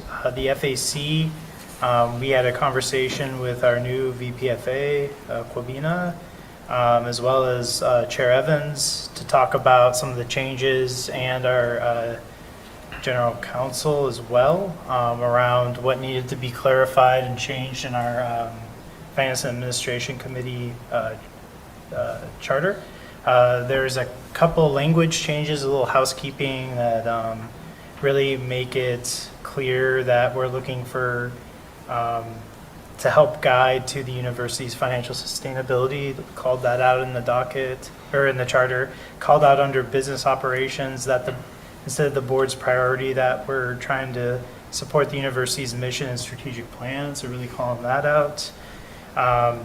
In the committee oversight, they changed some language that historically had been around procurement and risk management. Those are duties that have now been moved over to EGTC, so you hear that in the future conversation around EGTC. And the oversight, with KB's support, we called out oversight of financial service policies, included but not limited to accounting, billing, cash, check processing, financial reporting, receivables. So really the financial management of the institution and policies around that. And then made a little language change to clarify that campus security is our campus public safety. We just made sure that we're using language that people know the department under. And those were the changes, Trustee Evans. Thank you. So do we allow for questions, or shall I make a motion? No question? All righty. So I would move that the Board of Trustees approve the Finance and Administration Committee Charter update as presented. Second. All right, we've had a motion and a second. Any further discussion on the charter changes? Questions? All right, then I'll look to Secretary Source to conduct the roll call. Thank you, Chair. Trustee Zook? Aye. Trustee Showalter, Aye. Trustee Romero, Aye. Trustee Schwartzler, Aye. Trustee Ambrose, Aye. Trustee Evans, Aye. Trustee Vu, Aye. Trustee Jackson, Aye. Trustee Hall, Aye. Vice Chair Nilsestian, Aye. and Chair Fasana. Aye. Motion passes. Thank you. And thank you, Gail. Thank you. You had a lot today. Good committee. All right, we will move to the Academic, Student, and Athletic Affairs Committee. And Trustee Mitchell is not able to be with us today, but Vice Chair Nilsestian is going to provide us the committee report. Thank you, Angie. Thank you, everyone, and a huge thanks to everyone who supports this committee. It takes a lot of work to support this committee. It feels like everything happens related to this committee. So we met on May 20th, and my report is basically all crossed off because everything I was going to share has been shared in our presentation, in reports by the president, in different announcements, and it is really true. I did my homework, I have a report, and I did want to point out, because it is a celebration time, one of the small details in one of the reports is that there is a graduating seniors transition group that is active on campus, and it's just one of the many, we talk so much about the transition into college, but I think it's so important to recognize and think about the services for those transitioning out, and especially this time of year. So just thinking about all the graduates and the celebrations that are happening and the supports that this university continues to provide to people as alumni. It is not confined to the time when you are here. That's very exciting that I'm not going to share anything else other than our committee charter updates, which are very simple in the packet. It is to incorporate, I think we started talking about this last time, an additional A to make sure we're including athletic. So we are now the Academic, Student, and Athletic Affairs Committee, and includes the position that Randy holds. So with that, I move that the board accept the committee charter updates in the ASAC charter. Second? Second. All right, we have a motion and a second. Any further discussion or questions? All right, then we'll have a roll call vote. Great, thank you, Chair. Trustee Jackson, Aye. Trustee Vu, Aye. Trustee Evans, Aye. Trustee Ambrose, Aye. Trustee Schwartzler, Aye. Trustee Romero, Aye. Trustee Showalter, Aye. Trustee Zook, Aye. Trustee Hall, Aye. Vice Chair Nilsestian, Aye. and Chair Fasana. Aye. Motion passes. Thank you. Thanks for writing the update or just adding on to all the great stuff. All right, then we move, boy, we're catching up on our agenda, aren't we? The Diversity, Equity, Inclusion, and Accessibility Committee, and I will turn it over to the chair of that committee, Jerry Ambrose, for his report. Thank you, Chair. Yeah, we had a good meeting. We met on May 22nd. As I've already briefed Dominique, is that I'm going to ask her to come up and give an awesome summary of our meeting. We did have a really good meeting. Three of the highlights that we really talked a lot about was the Cesar Chavez Leadership Conference and some numbers around that. President Peters already alluded to some of the numbers, folks attending, but I think some of the other important parts is how many high schools actually participated and having some of those demographics and numbers, and Dominique did a great job of sharing that. We also talked a lot about the Freedom Center and / the Mosaic Center as we're trying to find a name for that, and that kind of coined term has stuck, and so we'll talk about how we're trying to reimagine that and the process to get to that reimagination, and then also the equity assessment, which is always, it's just a robust, great job, Dominique, of trying to align that with the strategic plan and figuring out where there's low-hanging fruit and some things that we're already doing and or working towards, and some of the bigger lift, longer-term projects. But Dominique, why don't you give us a summary?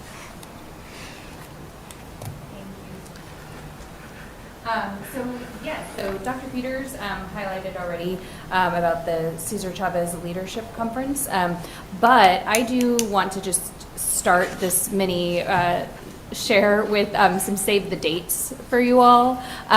So one, out of our office, we host, in partnership with Admissions, Celebrate Your True Self, our GSA Visit Day, which will be March 6th, 2026. Our next HSI Summit is April 17th, 2026. And our next Cesar Chavez Leadership Conference is May 8th, 2026. So please go ahead and save all of those dates for yourselves because we continue to do this great work. So thanks everyone for contributing to those. As Jerry and Dr. Peters mentioned, we had a very successful kind of rejuvenation of a full-scale Cesar Chavez Leadership Conference, which Ana Hernandez Hunter and others had kept many conferences going, but hadn't really been able to put the resources and time into the full-scale conference that we were able to do this year, in thanks to a partnership with Oregon Community Foundation, who really supported our HSI efforts this year. As Dr. Peters mentioned, we had about 750 students from high schools participate. High schools that were like up to 3 hours away engaged in this activity with us.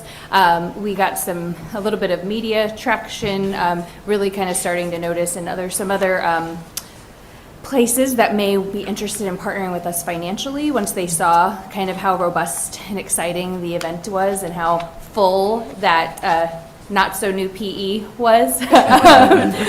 So we're hoping to, similar to when the Cesar Chavez Conference had more of a community-based engagement and was not such a WOU specific activity, we're hoping to kind of start to regain some of that traction. And Christian Mendez Garcia really led this effort in partnership with Ana Hernandez Hunter and a great team of folks to really bring this to us. We had 28 different presentations and 39 presenters on our campus community. And in the past, we've actually, my understanding is we usually had a very WOU heavy presence in terms of the presentations and concurrent sessions that students engaged in, but this time really more than half of those individuals were from outside entities. And so that's really exciting for students to see that engagement outside of just WOU, even though the goal is always for folks to come to Western. This is really a good brand engagement, really getting folks on our campus without being kind of that direct hardcore recruitment activity. So really excited to continue to bring this effort together. And one of my favorite things about the conference this time is we were able to bring Alejandra Campoverde, who is an author, has done some work in the Obama administration, things like that. And one of our students, Raul, happened to be a fellowship recipient for her nonprofit. And so like making that really personalized connection for them, him being able to be her like interviewer during the keynote, it was just incredibly special to be able to be part of that engagement. And so I'm really excited for all the folks who were able to engage with us in that way. So thank you for tons of people made that happen. So really exciting for us. As Jerry mentioned, and as has been important to this board since before I started 3 years ago, we were given permission to utilize some sustainability funding this year to really consider a reimagination of the Freedom Center. As we all recognized, we definitely were the board was trying to meet the needs of our students a few years ago when they earmarked funding for the Freedom Center. But that funding was, kind of, I want to say like two-time funding because it was for 2 years, but it wasn't really a sustainable path. And so since I started, we've really been trying to figure out what was that path forward, and we continually continue to fund that, but again, not in a sustainable way. So this year, really prioritizing how do we reimagine, how do we really talk to students about what culturally relevant spaces are on our campus, what are they truly looking for. And so this year we did, like I said, fund the Freedom Center for one additional year, and we hosted a variety of engagement opportunities for students, including some kind of in-person focus group type conversations, mostly hosted through outside entities, so that way we could kind of keep ourselves in administrative, power and privilege out of the conversation, and really learn what our students were looking for. And then also we had received, including, as Dr. Peters mentioned earlier, some proposals for Dream Center, proposals for a new space for our Native Indigenous Culture Club. Basically everyone kind of wanted their their own space. And we knew we couldn't meet that request. And so what could we do? What was the Freedom Center doing for these same students? How were we meeting goals? How were we not? And so we really developed, after some quality time, a proposal for a chartered multicultural affinity organization space. The Freedom Center spends a lot of time in partnership with student organizations, such as helping Hawaii Club last year bring back the Hawike, that now this year saw over, I think, 300 people in attendance. They also partner with like Black Student Union, Unidos, a bunch of organizations. And so really thinking about how can we still encourage that organization collaboration, but not necessarily having to pay students in a center to kind of maintain that. And so what we have proposed is a partnership among student engagement, ASWU, and multicultural student services and programs. And so ASWU is going to, they have a director of equity and advocacy combined with our coordinator of leadership development and student engagement is going to become kind of a centralized force to help with the engagement of these cultural affinity organizations. So the Freedom Center, what is now the Freedom Center, will be repurposed this summer in the sense that each of these chartered organizations will get designated space within the Freedom Center to kind of be their home base, and then there'll also be space for community engagement. And the idea is that so many of these orgs often will work with one other, or they'll go to the Freedom Center for help, but really thinking about collaborative partnership, leadership, how do we build some of these, like they put on so many events and activities, and so how do we continue to like uplift that? How do we help them get access to resources they need? Like some of the organizations that are just starting out have little baby budgets because they're just starting, versus organizations that have been here a long time have much larger budgets because they've been able to ask for longer. So really hoping to bring some of these folks together to help their engagement. And so that's the plan. A proposal was shopped around to the student orgs. We had a feedback session just last week and got even more feedback. We've gotten so much feedback over the course of this year. We finally were like, we've got to stop taking feedback. And so we're revitalizing the proposal to finalize that. And then student engagement has put together a draft of the space and sent that out to the student organizations for feedback. And our goal is to have this center open in fall. So it'll be a reimagined Freedom Center. Yes, this title Mosaic Center kind of stuck. I'm fighting against it, so hopefully it'll have a new name. And some of the students agree. One of the issues the Freedom Center had was the term Freedom Center, like people didn't know what that really meant. People feel the same about the idea of calling it like a Mosaic Center. So we're really going to keep thinking on that for a little longer. And then in addition to that, with the shift of some of our budgetary concerns in my office, we're not renewing the, there will no longer be an executive assistant in that office, and instead I'll be shifting to having student employees in the office, and that'll allow us to keep up that student education piece of the Freedom Center, but better facilitated directly from my office, so that way we can be more collaborative and continue to do those student pieces. So basically we're kind of separating the roles of the Freedom Center into these two separate engagements, both more supported and without the need for new and additional resources. And that, I'll let us pause there, because that I know is a big deal for folks. So, was that right, Jerry? That's right, yeah. Okay, yes. How was the initial inquiry to the stakeholders framed? Yeah, so well, in terms of this particular year, because this is where we've really done a lot of the groundwork, is because of the number of requests we had been receiving for a variety of types of spaces, we really framed the conversation around like, what do culturally relevant affinity spaces look, feel like to you? And so it really wasn't even about the Freedom Center. I mean, it was, because in the sense that we were working on reimagining that, but it was really more about, tell us more about what you're looking for, because we're receiving a lot of these requests, but some of what you're asking for is even similar to each other, and some of what you're asking for is what others think that they're trying to give you. And so really kind of more holistically talking about look, feel, like what are you truly looking for and asking for? Yes.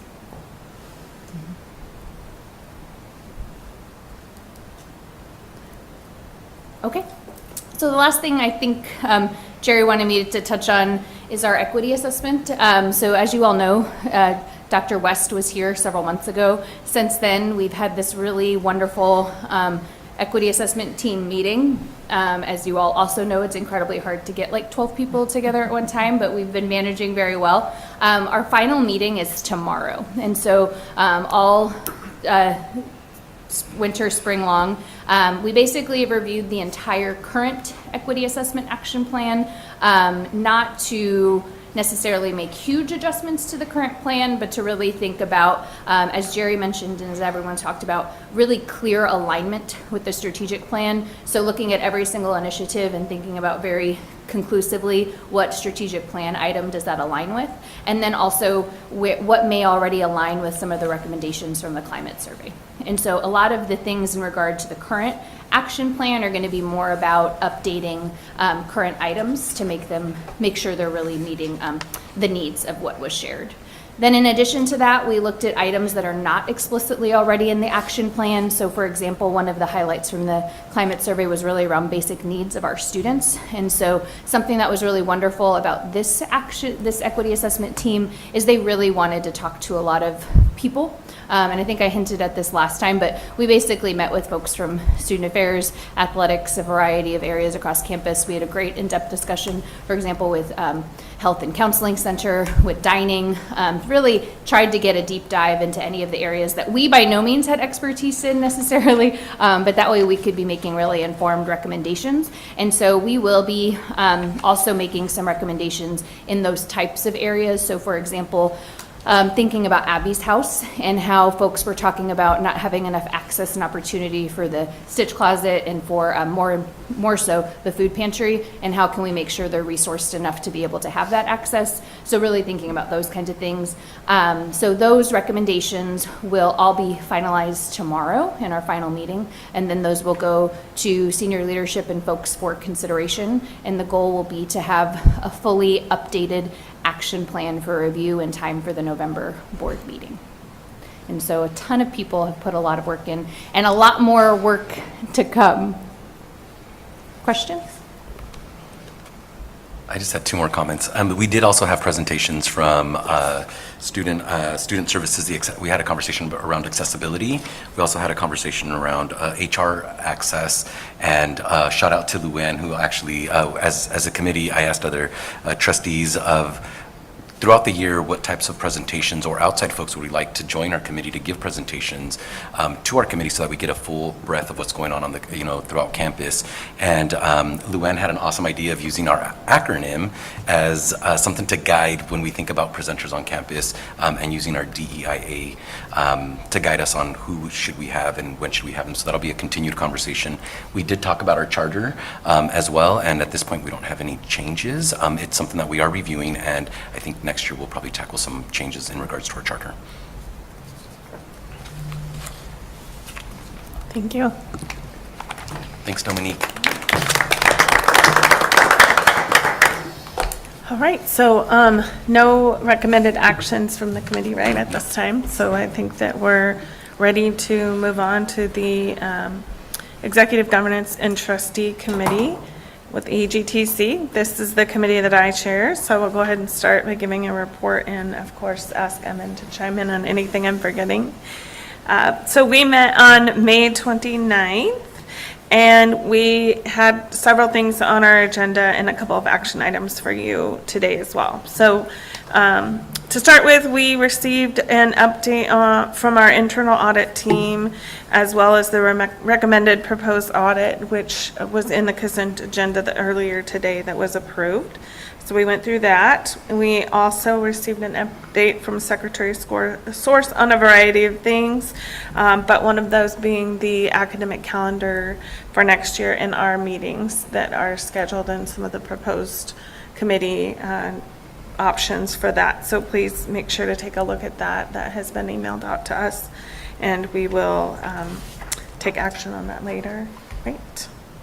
So any feedback to Secretary Source or I on your thoughts, particularly on moving committee times potentially from 1 o'clock to 3 o'clock, I think was one of the big changes.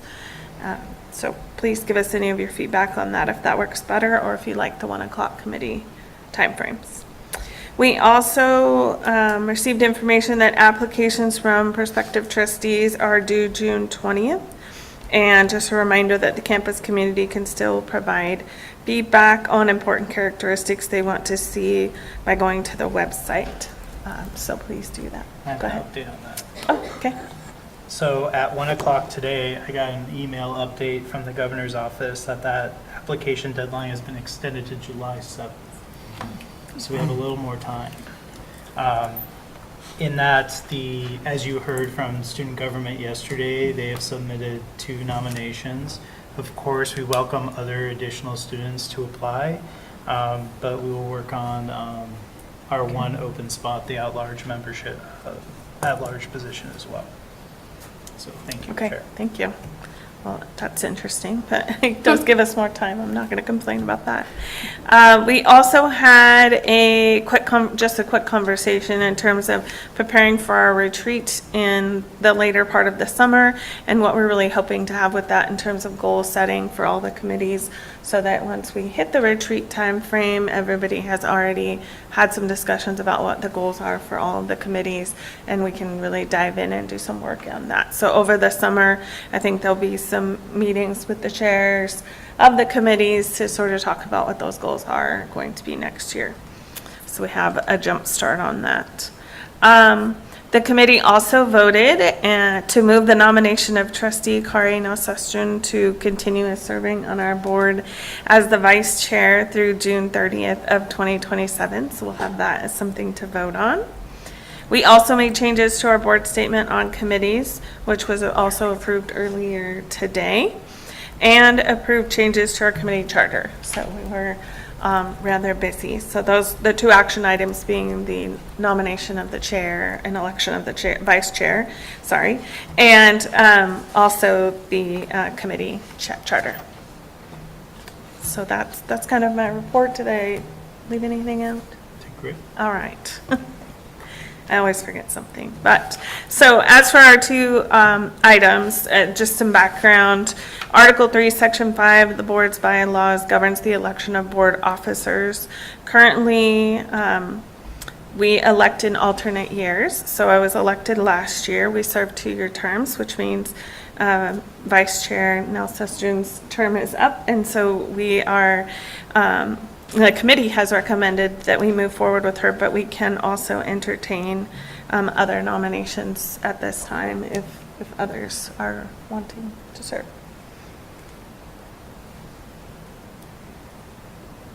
I would be happy to second the committee's The recommendation. nomination. Okay. So I guess to move, you would move, and then I'll entertain a second to approve the nomination. I'll second it. Am I good? Protocol, you don't actually count the committee's recommendation as the motion? I think we still would need a motion, but Okay. that's I got an down. open question. Yeah, Okay. Trustee Ambrose got the second. Okay. So it's been moved and seconded. I would like to let you have any further comments or statements that we're not twisting your arm or You're willing. that you're willing participant. Originally, I said only 1 term. No, I think I'm honored. It's an honor. So thank you for the opportunities. Well, we thank you for doing it, and I'm very happy to have you with me again for another year. So with that, though, we need to take a vote. Yes, we do. Oh, you're asking me to call the roll? Yes. Thank you, Chair. Sorry. I can make a motion that Evan starts the vote. Trustee Zook? Aye. Trustee Showalter? Aye. Trustee Romero? Aye. Trustee Schwartzler? Aye. Trustee Ambrose? Aye. Trustee Evans? Aye. Trustee Vu? Aye. Trustee Jackson? Aye. Trustee Hall? Aye. Vice Chair Nelsestian? Aye. And Chair Fasana? Very strong aye. All right. Thank motion you. passes. Thank you. Sorry.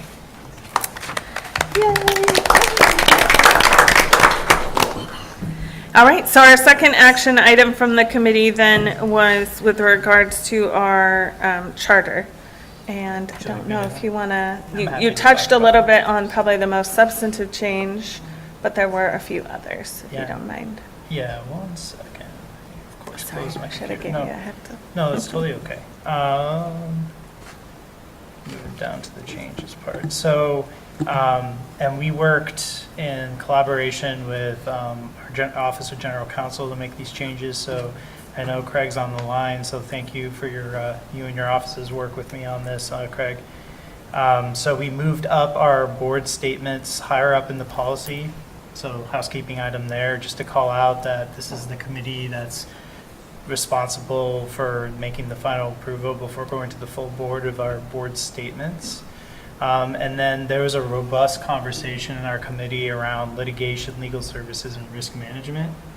And one of the conversations that the committee had was what's the oversight responsibility on litigation for the executive committee.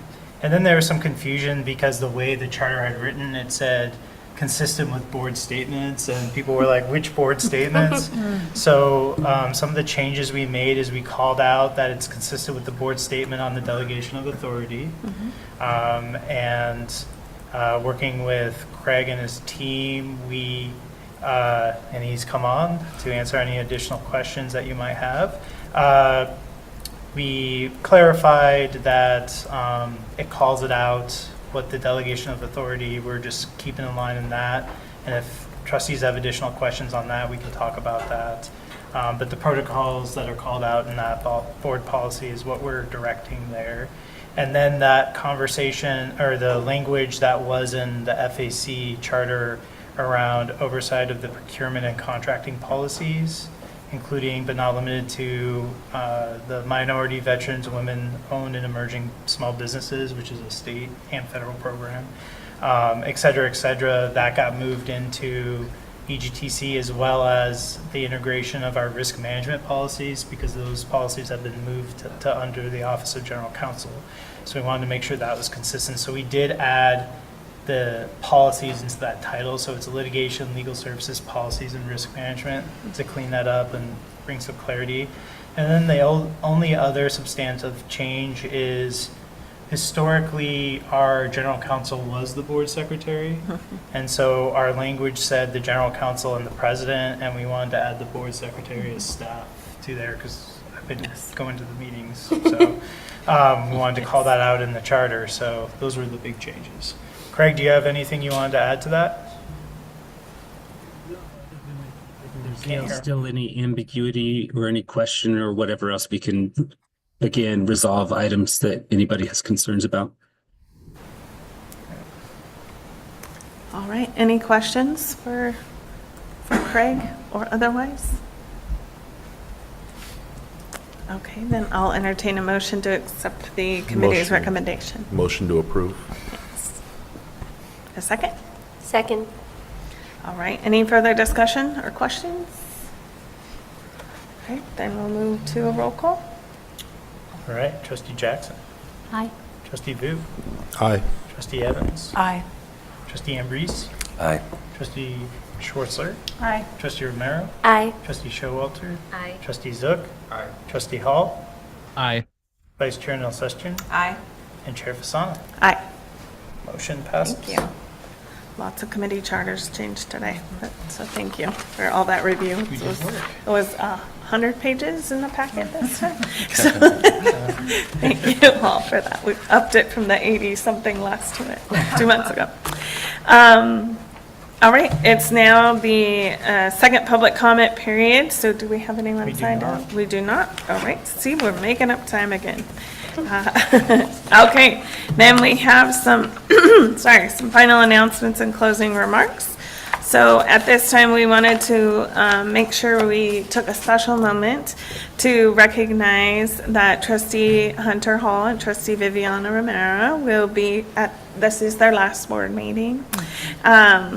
Trustee Hall has served as the inaugural student representative on the Board of Trustees since September of 2024. He served as the athletic student at Athletics Committee, and we appreciate his voice, passion, and support.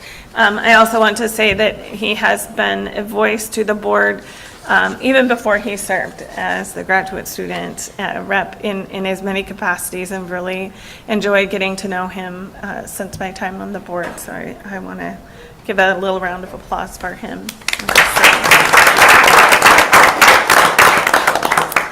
And then Viviana. She's served as our undergraduate student voting member since last September and served on the Diversity, Equity, Inclusion, and Accessibility Committee. We appreciated her drive to lift up and advocate on campus for student voice and historically underrepresented and marginalized communities. We've also appreciated her enthusiasm and desire to ensure everyone feels appreciated at our board meetings. You bring so much positive energy into the room, both with your smile and your voice and your words, and you will certainly be missed. So thank you so much for your service.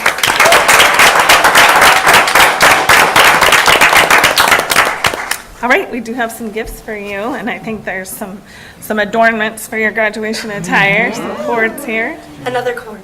And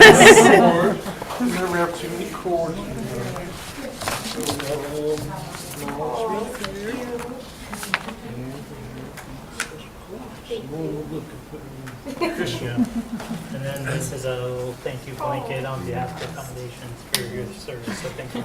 Thank you.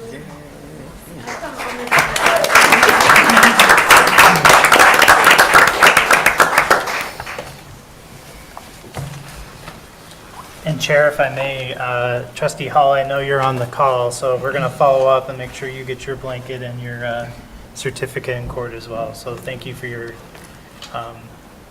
just your service and your time on this board. Thank you. All right, and with that, we're going to move into executive session. So I just need to read the announcement, right? Okay.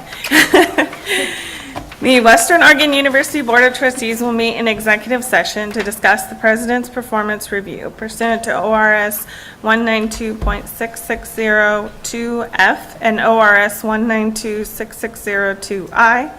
Representatives of the institutionalized news media are permitted to attend under ORS 192.600 or 6604 on the condition that matters discussed in the executive session remain undisclosed. Pursuant to ORS 192.6606, no final action may be made or will be taken in executive session. And I will ask that the following staff members attend executive session. Craig Ashford, who's on remotely, Desiree, I think she's, there she is, Nathan Sauer, Evan Source, and Luann Vickers. Turn the page. Oh, another page, more to read. Well, you just have to, we're going to. Okay, I just will do a formal adjournment of the meeting at 2:28.